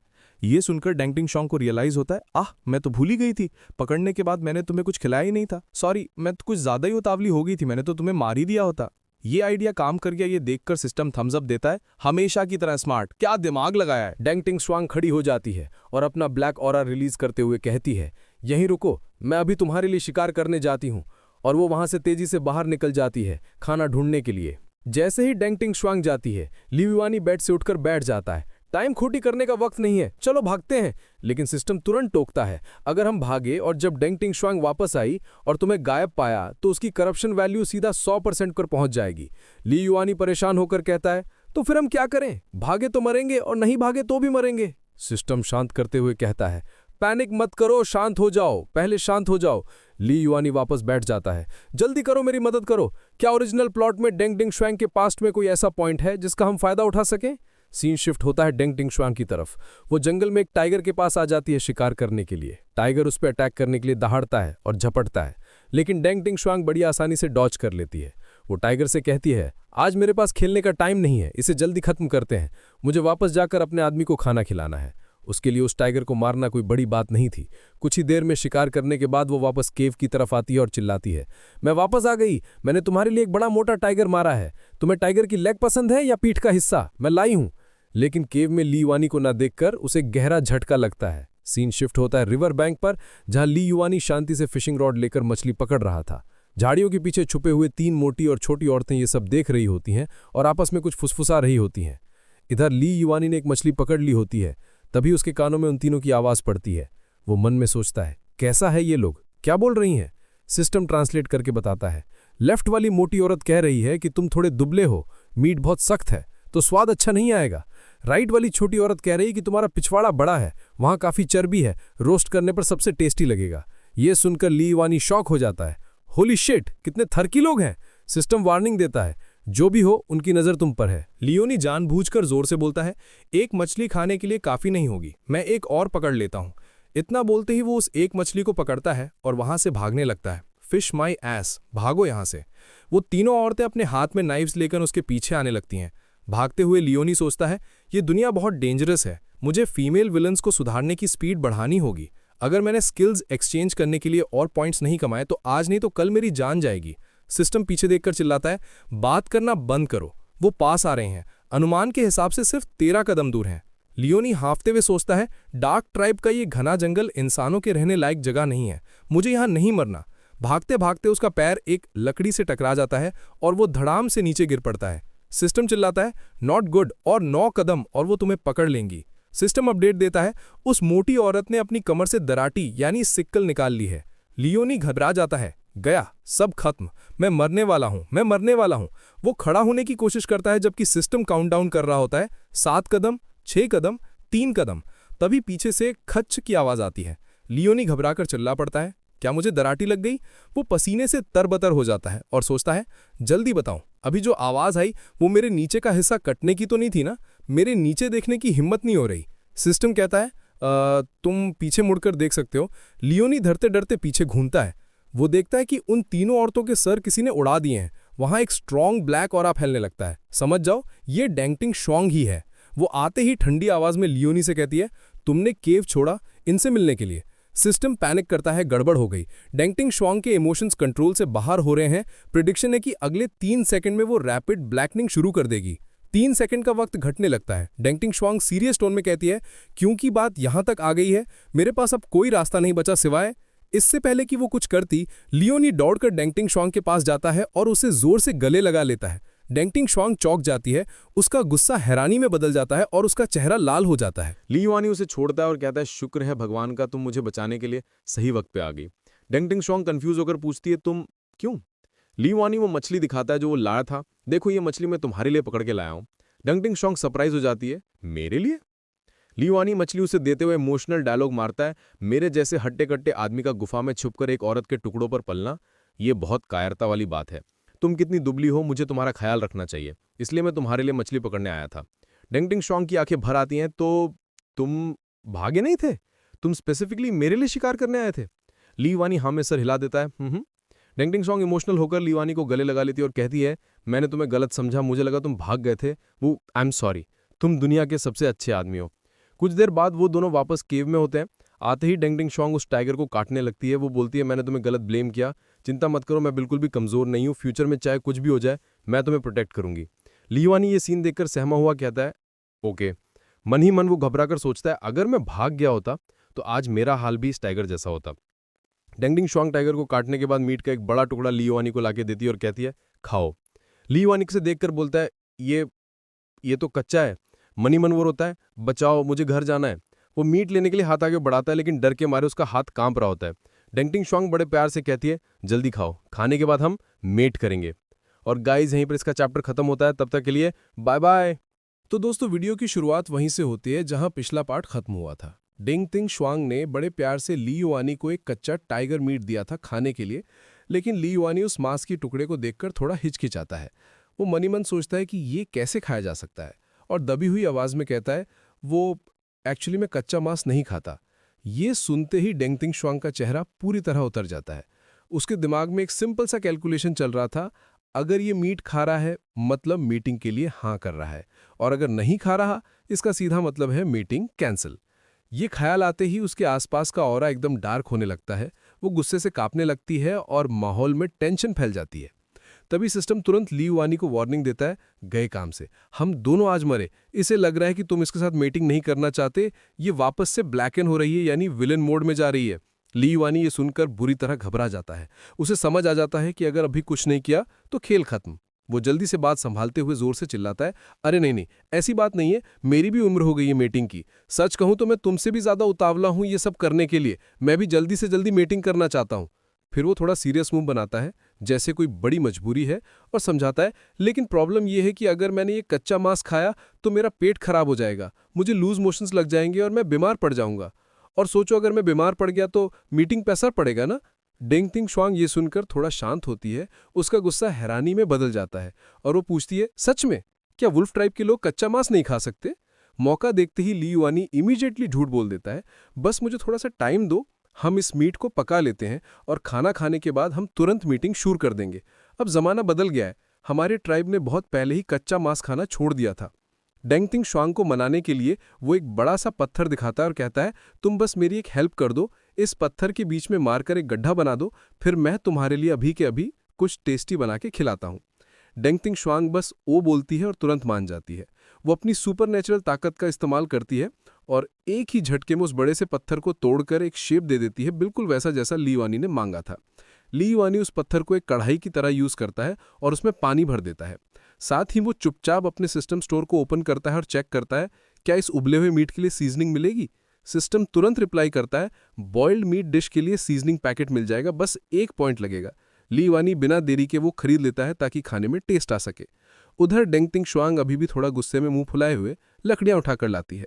ली युआनी उसे बिजी रखने के लिए कहता है, इधर आओ और जल्दी से इस मछली को मारने में मेरी मदद करो। लेकिन डेंग तिंग शुआंग का ध्यान बस एक ही चीज पर था। वो इरिटेट होकर मन में कहती है, और कितना टाइम लगेगा, हम मीटिंग कब स्टार्ट करेंगे? ली युआनी उस पत्थर के बर्तन को चूल्हे पर सेट करता है, तभी डेंग तिंग शुआंग बेसब्री से पूछती है, क्या ये अब तक पूरा नहीं हुआ? ये बात सुनकर ली युआनी फिश को उस कढ़ाई में डालते हुए कहता है, बस हो गया, मैं गारंटी देता हूं कि ये बहुत जल्दी बन जाएगा। और फिर वो अपनी पॉकेट से लाइटर निकालकर चूल्हे में आग लगा देता है। जैसे ही आग जलती है, लपटे देखकर डेंग तिंग शुआंग बुरे तरह डर जाती है, घबराकर पीछे हट जाती है। लेकिन इधर ली युआनी फिश को पकाते हुए मस्ती में गुनगुनाने लगता है, मुर्गी का अंडा, बतख का अंडा, पोच्ड एग, अरे छोटी चिड़िया के साथ खेलो, हे। वो अपनी ही धुन में गाना गा रहा होता है, बिल्कुल बेखबर। तभी अचानक सिस्टम उसकी सिंगिंग के बीच में चिल्ला पड़ता है, वो इडियट, गाना बंद कर, पीछे मोड़ और जरा डेंग तिंग शुआंग की तरफ देख। ली युआनी कंफ्यूज होकर सोचता है, हैं क्या हुआ? जैसे ही वो पीछे मुड़ता है, वो देखता है कि डेंग तिंग शुआंग वहां कोने में दुबक कर बैठी है। वो डर के मारे कांप रही है और उसकी आंखें गुस्से और खौफ से लाल हो गई हैं। वो आग को देखकर बुरी तरह डर गई थी। और घूरते हुए ली युआनी से कहती है, तो तुमने ये सारा नाटक, ये सारी ट्रिक्स इसलिए की थी ताकि तुम आग जला सको और मुझे मार सको। डेंग तिंग शुआंग आग की तेजी से बढ़ती हुई लपटों को देखकर बुरी तरह से सहम गई थी। उसका चेहरा डर से पीला पड़ गया था और वो पीछे हटने लगती है। ली युआनी उसका डर देखकर हैरानी से पूछता है, क्या तुम आग से डर रही हो? ये सुनते ही डेंग तिंग शुआंग का डर गुस्से में बदल जाता है और वो चिल्लाती है, कच्चा मांस ना खाना तो बस एक बहाना था ना, तुम असल में मेरे साथ बच्चे पैदा ही नहीं करना चाहते। तुमने ये सब नाटक इसलिए किया ताकि मुझे बेखबर पकड़कर मार सको। ली युआनी ये बात सुन के चौंक जाता है और सोचता है, अरे बस, तुमने तो पलक झपकते ही धोखे की पूरी फिल्म दिमाग में बना ली। फिर वो बिना डरे उसकी तरफ बढ़ता है। तिंग शुआंग अभी भी सतर्क थी, लेकिन ली युआनी बड़े प्यार से आगे बढ़कर उसका हाथ पकड़ लेता है। वो उसे प्यार से समझाता है, देखो आग जलाने से ही बर्तन गर्म होता है और उसके अंदर का मीट पकता है। फिर वो थोड़ा रोमांटिक होकर माहौल बदलने की कोशिश करता है और कहता है, और वैसे भी आग की रोशनी से गुफा में उजाला हो गया है, जिससे मैं तुम्हारा खूबसूरत चेहरा साफ देख सकता हूँ। ऊपर से आग की वजह से गुफा कितनी गर्म और कोजी हो गई है ना। ली युआनी की बातें सुनकर और उसका सॉफ्ट रवैया देखकर डेंग तिंग शुआंग सोचने लगती है, क्या सच में? इसका मतलब ये मुझे मारना नहीं चाहता। ली युआनी उसे बड़े आराम से जगह बैठा देता है और कहता है, अगर तुम्हें आग पसंद नहीं है तो चुपचाप यहाँ बैठो और आराम करो, बाकी सब मुझ पर छोड़ दो। फिर वो कुछ लकड़ियां उठाता है और मजाक करते हुए कहता है, इन सब में से तुम सबसे सुंदर हो, इसलिए मैं तुम्हें चॉपस्टिक्स बनने के लिए चुनता हूँ। खाना तैयार होने पर वो उसे सर्व करता है और गाइड करते हुए कहता है, इस उबली हुई फिश को पेट की तरफ से खाना शुरू करना। फिश के बेली में कांटे नहीं होते और वहां का मांस सबसे ज्यादा फैटी और नरम होता है। डेंग तिंग शुआंग चॉपस्टिक्स पकड़ने की कोशिश करती है पर उसे समझ नहीं आता और वो ऑकवर्ड फील करती है। ये देखकर ली युआनी मुस्कुरा देता है और पीछे से आकर उसका हाथ थाम लेता है। अरे ऐसे नहीं पकड़ते, लाओ मैं तुम्हें सिखाता हूँ। अपनी इंडेक्स फिंगर और अंगूठे को ऐसे रखो। वो बड़े प्यार से उसे खिलाता है और कहता है, अब टेस्ट करके देखो। एक निवाला खाते ही डेंग तिंग शुआंग की आंखें चमक उठती हैं। वो खुशी से बोलती है, ये तो बहुत टेस्टी है। ली युआनी खुश होकर कहता है, देखा मैंने झूठ नहीं बोला था ना, अगर तुम्हें पसंद आया तो और खाओ, मैं फ्यूचर में तुम्हारे लिए ये फिर बनाऊंगा। टिंग शुआंग फिर भुक्कड़ों की तरह खाने पे टूट पड़ती है। तभी सिस्टम का नोटिफिकेशन आता है, बधाई यो होस्ट, डेंग तिंग शुआंग की अफेक्शन वैल्यू 0.5 से बढ़ गई है और आपके 30 पॉइंट्स क्रेडिट कर दिए गए हैं। और इधर ली युआनी के पास अब अच्छे खासे पॉइंट्स आ चुके थे, तो वो बड़े एटीट्यूड में सिस्टम से कहता है, अपून अमीर है, मेरे लिए डेंजर प्रेमोनेशन वाला स्किल एक्सचेंज कर दो। सिस्टम तुरंत कमांड एक्सेप्ट करता है और रिप्लाई देता है, समझ गया, अभी अरेंज करता हूँ। होस्ट के लिए डेंजर प्रेमोनेशन मॉड्यूल लोड कर दिया गया है और इसके लिए 45 पॉइंट्स काट लिए गए हैं। नई एबिलिटी मिलने के बाद ली युवानी थोड़ा सीरियस हो जाता है और कहता है, डोडिंग जरा देंग शिंगशुआंग की बैकग्राउंड इन्फॉर्मेशन फिर से सिंक करना। सिस्टम यस सर बोलता है और डेटा प्रोसेस करने लगता है। जैसे ही ली युवानी अपनी आंखें बंद करता है, उसके दिमाग में तिंगशोंग का दर्दनाक पास्ट किसी फिल्म की तरह चलने लगता है। फ्लैशबैक में दिखता है कि कुछ लोग चिल्ला रहे हैं, जल्दी पीछा करो, उस डार्क ट्राइब के कीड़े को भगने मत दो, पकड़ो उसे। सिस्टम डिटेल्ड इन्फो देते हुए बताता है, देंग शिंगशुआंग असल में डार्क ट्राइब और इंसानों की मिक्स ब्लड है। उसके माँ बाप बचपन में ही मर गए थे और तब से वो बिल्कुल लावारिस भटक रही थी। छोटी सी तिंगशुआंग अपने माँ बाप को याद करके रोते हुए चिल्लाती थी, मम्मी पाता। सिस्टम आगे बताता है, ना तो उसे इंसानों ने अपनाया और ना ही डार्क ट्राइब ने उसे एक्सेप्ट किया। वो कई बार भूखमरी से मरते मरते बची। यही वजह है कि उसे खाने की अहमियत पता है और वो खाने के लिए हमेशा पागल रहती है। उसके मुश्किल बचपन ने उसे ऐसा बना दिया कि वो कुछ भी खा लेती थी। कोई उसे सही राह दिखाने वाला नहीं था, तो इसलिए बस वो अपने जानवरी इंस्टिंक्ट पर जिंदा रही और बड़े होने के बाद रिप्रोडक्शन यानी मेटिंग उसकी सबसे बड़ी इच्छा बन गई। ये सुनकर ली युवानी वापस होश में आता है। उसकी आंखों से आंसू बह रहे होते हैं। टिंगशुआंग उसे रोता देख हैरानी से पूछती है, तुम रो क्यों रहे हो? ली युवानी अपने आंसू पोंछते हुए बड़े दुख के साथ कहता है, बहुत दर्दनाक, तुम्हारी कहानी बहुत दर्दनाक है। फिर वो आगे बढ़कर टिंगशुआंग को जोर से गले लगा लेता है और इमोशनल होकर कहता है, शिंगशिन, अब मैं तुम्हारे साथ हूं। मैं वादा करता हूं कि आज के बाद तुम्हें कभी अकेले भटकना नहीं पड़ेगा। ली युवानी की ये बात सुनकर टिंगशुआंग शांत हो जाती है और बस धीरे से हम बोलती है। तभी सिस्टम का नोटिफिकेशन बजता है, मुबारक हो होस्ट, डेंग शिंगशुआंग की अफेक्शन वैल्यू +1 हो गई है और आपको 60 पॉइंट्स मिल चुके हैं। ये सुनते ही ली युवानी का रोना धोना गायब हो जाता है और वो मन ही मन खुश होकर सोचता है, ये तो बाएं हाथ का खेल था, बहुत ईजी। वहीं दूसरी तरफ सीन शिफ्ट होता है ट्राइब प्लाजा पर, जहां काफी शोर शराबा हो रहा था। क्यूफू, जो डार्क ट्राइब से बचकर वापस आ गई थी, वो ली युवानी को ना पाकर हंगामा कर रही थी। ट्राइब के लोग उसे समझा रहे थे, क्यूफू तमाशा मत करो, हमने ली युवानी को ढूंढने के लिए लोग भेज दिए हैं। लेकिन क्यूफू गुस्से में चिल्लाकर पूछती है, ऐसा कैसे हो सकता है कि सिर्फ मेरे मास्टर ही गायब हुए? सच सच बताओ, क्या तुम लोगों ने जानबूझकर उन्हें नुकसान पहुंचाया है? भीड़ के पीछे छुपकर शीत्यान रुई, जो इस कहानी का असली हीरो बनने वाला था, ये सब देख रहा होता है। वो अपने सिस्टम से बात करते हुए कंफ्यूज होकर सोचता है, ये प्लॉट सही नहीं जा रहा। स्क्रिप्ट के हिसाब से तो मुझे उसे बचाना चाहिए था, वो अकेले वापस कैसे आ गई? अब हम क्या करें? उसका सिस्टम भी हैरानी से रिप्लाई करता है, अजीब है, वाकई ये बहुत अजीब है। कहानी वापस डार्क ट्राइब की गुफा में पहुंचती है, जहां माहौल अब हद से ज्यादा गर्म हो चुका था। डेंग टिंगशुआंग ने बिना किसी हिचकिचाहट के ली युवानी को जमीन पर नीचे पटक दिया था और वो पूरी तरह उसके ऊपर चढ़ गई थी। ली युवानी इस अचानक हुए हमले से घबरा जाता है और हकलाते हुए कहता है, शांत हो जाओ, आराम से। लेकिन टिंगशुआंग जिद पकड़ लेती है और कहती है, तुमने खुद कहा था कि पेट भर खाने के बाद हम मीटिंग करेंगे, मुझे तुम्हारे साथ ढेर सारे बच्चे पैदा करने हैं। ली युवानी समझ जाता है कि यह सिचुएशन अब हाथ से निकलती जा रही है और फिजिकल ताकत में वो इससे नहीं जीत सकता, इसलिए वो इमोशनल कार्ड खेलने का फैसला करता है। वो सीरियस होकर उसकी आंखों में देखता है और पूछता है, मेरी बात सुनो, क्या तुम्हें याद है बचपन में तुम्हें क्यों सताया गया था? क्या तुम सच में चाहती हो कि हमारे बच्चे भी वही दर्द और अकेलापन महसूस करें जो तुमने किया था? ये सुनती ही डेंग टिंगशुआंग एकदम से रुक जाती है, जैसे किसी ने उसके दिल के पुराने जख्मों को छू लिया हो। उसकी आंखों में पुराने दर्द की झलक दिखती है और वो हैरानी से पूछती है, तुम्हें मेरे पास्ट के बारे में कैसे पता? ली युवानी मौका देखते ही अपनी थ्योरी समझाता है, तुम्हारे शरीर के निशान डार्क ट्राइब को मिलने वाली डिवाइन पनिशमेंट जैसे नहीं है, बल्कि वो एक नेचुरल मिक्स्ड ब्लड के निशान है। डार्क ट्राइब आपस में रिप्रोड्यूस नहीं कर सकती, इसलिए मैं पूरे यकीन के साथ कह सकता हूं कि तुम डार्क ट्राइब और किसी दूसरी रेस की संतान हो, और तुम मुझसे बेहतर जानती हो कि ये दुनिया तुम्हारे जैसे मिक्स्ड ब्लड लोगों के लिए कितनी नफरत रखती है। बाहर से ली युवानी कॉन्फिडेंट दिख रहा था, पर अंदर ही अंदर वो खुद को समझा रहा था, बस टिका रहे, सीरियस रहना है, उसे यकीन दिला के ही मानना है। उसकी ये कड़वी सच्चाई सुनकर टिंगशुआंग का चेहरा उतर जाता है। वो धीरे से मानती है, मैं जानती हूँ। फिर वो निराश होकर ली युवानी के ऊपर से हट जाती है और खड़ी हो जाती है। वो थोड़ा डिस्टेंस बनाते हुए कहती है, मैं बाहर जा रही हूँ शांत होने के लिए, अभी के लिए कोई मीटिंग नहीं होगी। जैसे ही वो गुफा से बाहर जाती है, ली युवानी गहरी सांस लेता है और राहत की सांस लेते हुए खुद से कहता है, फ्यू, आखिरकार उसे संभाल लिया। लेकिन ये राहत बस कुछ सेकंड की ही थी, क्योंकि तभी सिस्टम बीच में चीख पड़ता है, संभल क्या लिया, घर पर बहुत बड़ी मुसीबत आ गई है। ली युवानी हैरान होकर पूछता है, क्या हुआ? सिस्टम तेजी से वार्निंग देता है, कुफू की करप्शन वैल्यू आसमान छू रही है, वो अपने क्रिटिकल पॉइंट पर पहुंच गई है। ये सुनते ही ली युवानी गुस्से और घबराहट में चिल्लाता है, तुमने ये पहले क्यों नहीं बताया? जल्दी चलो वापस। सिस्टम कहता है, चलकर वापस जाने में बहुत देर हो जाएगी, मैं तुम्हें तुरंत टेलीपोर्ट कर देता हूं। ली युवानी फिर से चिल्लाता है, तो पहले क्यों नहीं बोला? जल्दी टेलीपोर्ट करो। लेकिन सिस्टम थोड़ा हिचकिचाते हुए कहता है, वो कोऑर्डिनेट टेलीपोर्टेशन फंक्शन यूज करने के लिए लगेंगे। ली युवानी गुस्से में हकलाने लगता है, तू। सिस्टम फाइनली बोलता है, 50 पॉइंट्स लगेंगे। मैं कुछ नहीं कर सकता, ये मेन सिस्टम का रूल है। ली युवानी के पास सोचने का वक्त नहीं था, वो बिना सोचे समझे चिल्लाता है, खरीद ले भाई, ऑर्डर प्लेस कर दे, बस जल्दी कर। अगले ही पल वो सीधा अपने ट्राइब में टेलीपोर्ट हो जाता है। सिस्टम कंफर्म करता है, होस्ट, हम पहुंच गए। ली युवानी देखता है कि वहां भीड़ जमा है। वो आगे बढ़ता है और जोर से चिल्लाता है, मैं वापस आ गया हूँ, रास्ता तो सब लोग, मैं वापस आ गया हूँ। सामने का नज़ारा देखकर वो दंग रह जाता है। कूफू ने गुस्से में एक बेचारे बंदे की कॉलर पकड़ रखी थी और उसे बुरी तरह पीट रही थी। ली युआनी तुरंत आवाज लगाता है, कूफू मैं वापस आ गया हूं, मैं बिल्कुल ठीक हूं। कूफू उसे देखकर चौंक जाती है। उसने जिस बंदे को पकड़ा था वो धड़ाम से नीचे गिर जाता है।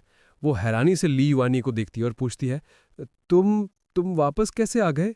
जैसी ली युआनी वापस आता है, सिस्टम का नोटिफिकेशन बजता है, कूफू की करप्शन वैल्यू कम होना शुरू हो गई है।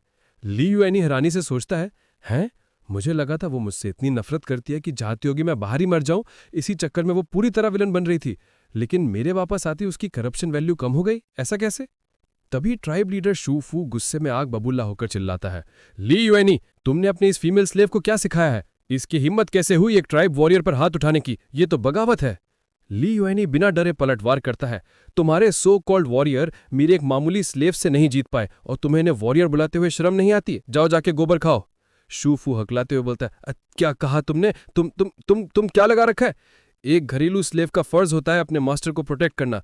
कूफू ने जो किया बिल्कुल सही किया, और वैसे भी जब मुझे डार्क ट्राइब ने किडनैप किया था तब तुम्हारे ये वॉरियर्स किसी काम के नहीं थे, बिल्कुल बेकार। इससे अच्छा तो इस पूरी टीम का डिसबैंड ही कर दो। इतना बोलकर ली युआनी बड़े एटीट्यूड में आगे बढ़ता है और कूफू का हाथ पकड़ लेता है। चलो अब घर चलते हैं। ये देखकर कूफू शर्म से लाल हो जाती है। पीछे बेचारा ट्राइब लीडर शूफू रोने लगता है और उसके 2 चमचों से चुप करवाने की कोशिश कर रहे होते हैं। जैसी ली युआनी उसका हाथ पकड़ता है, कूफू के दिल की धड़कनें तेज हो जाती हैं और उसे एक अजीब सा सुकून मिलता है। तभी सिस्टम खुशखबरी देता है, कूफू की अफेक्शन वैल्यू 1 से बढ़ गई है और आपने कमा लिए हैं और 60 पॉइंट्स।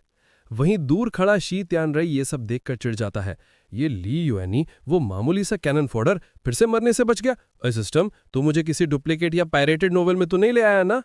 उसका सिस्टम तुरंत सफाई देता है, बिल्कुल नहीं होस्ट, ये बिल्कुल ओरिजिनल और ऑथेंटिक नोवेल है, आप चिंता मत कीजिए।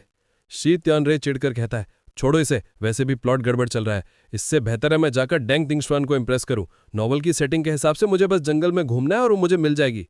उसका सिस्टम कंफर्म करता है, समझ गया, अभी निकलते हैं। इसके बाद सीन शिफ्ट होता है एक बड़े से पेड़ पर, जहां शाओ युआन बैठी हुई थी। वो हैरानी से सोचती है, ये ली युआनी सच में डार्क ट्राइब के हाथ से बिना किसी खरोच के वापस आ गया? वो कमजोर सा यंग मास्टर जो आमतौर पर अपने कंधे पर बोझ तक नहीं उठा सकता, हाथ से कुछ भारी चीज नहीं उठा सकता, आखिर वो वहां से भागा कैसे? नीचे खड़ा शूफू अभी भी गुस्से में बड़बड़ा रहा था, डार्क ट्राइब ने किडनैप किया, बकवास है, सब झूठ है। साफ दिख रहा है कि वो बस बाहर आवारागर्दी कर रहा था और वापस नहीं आना चाहता था, अब हीरो बनने का नाटक कर रहा है। अगर आज के बाद मैंने इसकी परवाह की ना तो मैं अपना नाम उल्टा लिखूंगा। सीन चेंज होता है और हम ली युआनी के घर का नजारा देखते हैं। घर पहुंचने के बाद ली युआनी बिना कुछ बोले बस कुफू को घूर रहा होता है। कुफू उसकी नजरों से अनकंफर्टेबल होकर मन में सोचती है, ये मुझे ऐसे क्यों घूर रहे हैं? वो शर्म और घबराहट में बस करने लगती है और तभी ली युआनी अपना हाथ बढ़ाता है, शायद कुछ कहने या प्यार जताने के लिए। जैसे उसका हाथ पास आता है, कुफू एकदम से हड़बड़ाकर खड़ी हो जाती है। उसका चेहरा शर्म से लाल हो रहा था। ली युआनी हैरान होकर पूछता है, क्या हुआ? अभी तो तुम बिल्कुल नॉर्मल थी, अचानक इतनी नर्वस क्यों हो गई? वो मन ही मन सोचता है, अभी तो सब कितना अच्छा चल रहा था, माहौल भी रोमांटिक था, फिर अचानक इसका मूड कैसे बदल गया? कुफू हकलाते हुए बोलती है, कुछ नहीं, वो मैं तुम्हारे लिए खाना बनाने जा रही हूं। इतना बोलकर वो शर्म से लाल होकर वहां से भाग जाती है और सीधा किचन में घुस जाती है। ली युआनी कंफ्यूज होकर अपने सिस्टम से पूछता है, क्या उसका चेहरा गुस्से से लाल था? सिस्टम चेक करके बताता है, नहीं होस्ट, डाटा तो कुछ और ही कह रहा है। बैकएंड में दिख रहा है कि उसकी अफेक्शन वैल्यू अभी भी धीरे धीरे बढ़ रही है। यह सुनकर ली युआनी के चेहरे पर एक शैतानी मुस्कुराहट आ जाती है। वो सोचता है, इसका मतलब वो सच में मुझे पसंद करने लगी है। हाँ, इंटरेस्टिंग, लगता है मुझे अपनी स्ट्रैटेजीज बदलनी पड़ेंगी। अभी वो ये प्लान बना ही रहा था कि सिस्टम का अलार्म जोर से बजने लगता है। Warning, warning! ली युआनी इरिटेट होकर पूछता है, अब क्या मुसीबत आ गई है? सिस्टम घबराई हुई आवाज में बताता है, बड़ी गड़बड़ हो गई है। फीमेल विलन डेंग तिंगशुआन वॉक से वापस गुफा में आई और उसने देखा कि आप वहां नहीं हो। उसे लगा कि आप भाग गए हो और अब उसकी करप्शन वैल्यू रॉकेट की तरह ऊपर जा रही है। ली युआनी अपना सर पकड़ लेता है और फ्रस्ट्रेटेड होकर पूछता है, एक बात बताओ, ये रूल किसने बनाया कि शुरुआत में सारी फीमेल विलन्स एक दूसरे से मिल नहीं सकती? सिस्टम मासूमियत से जवाब देता है, नोवेल के ऑथर ने। ली युआनी गुस्से में कहता है, क्या हम उसे मार सकते हैं? 7 फीमेल लीड्स हैं और वो एक दूसरे को देख भी नहीं सकती। ये क्या 1v1 प्लॉट चल रहा है या कोई अनपी सेटिंग है? सिस्टम बेचारा बस करके चुप रह जाता है। ली युआनी गहरी सांस लेता है और कहता है, ठीक है, पहले मैं कुफू को बता देता हूँ, कहीं ऐसा ना हो मैं गायब हो जाऊं और वो फिर से पागल हो जाए। जब वो करप्ट होती है ना, तो उसे मनाना सबसे ज़्यादा मुश्किल होता है। इसके बाद सीन शिफ्ट होता है वापस डेंग टिंगशुआंग की गुफा में। वहाँ टिंगशुआंग गुस्से में आग बबूला हो रही थी, चीज़ों को तोड़-फोड़ रही थी। वो चिल्लाती है, कितनी मीठी-मीठी बातें की थी उसने, सब झूठ था, वो बस भागने का मौका ढूंढ रहा था, सब धोखेबाज हैं, सब के सब झूठ बोलते हैं। उसकी आंखें गुस्से से लाल हो गई थीं। वो आगे गुस्से में कहती है, तुम मुझसे बचकर नहीं जा सकते, तुम। तभी पीछे से एक जानी पहचानी आवाज आती है, टिंग टिंग, क्या हुआ? डेंग टिंगशुआंग की आवाज सुनकर चौंक जाती है। जैसी वो पीछे मुड़ती है, देखती कि लियू वानी वहीं खड़ा है, मुस्कुरा रहा है। वो अपने हाथ में एक नया गिफ्ट पकड़े हुए कहता है, देखो मैं तुम्हारे लिए गिफ्ट लाया हूँ। ये गिफ्ट उसने 3 पॉइंट्स में एक्सचेंज किया था। टिंगशुआंग उस गिफ्ट को देखती है, फिर लियू वानी को देखती है। वो बिना कुछ सोचे समझे लियू वानी के ऊपर कूद पड़ती है और उसे जमीन पर गिरा देती है। उसके ऊपर चढ़ते हुए एक्साइटेड होकर बोलती है, मैं अब और इंतजार नहीं कर सकती, चलो अभी के अभी मेटिंग करते हैं, मुझे अभी के अभी बच्चा चाहिए। और दोस्तों, इसी क्लिफ हैंगर के साथ ये चैप्टर यहीं खत्म होता है। मिलते हैं अगले एपिसोड में, तब तक के लिए बाय बाय।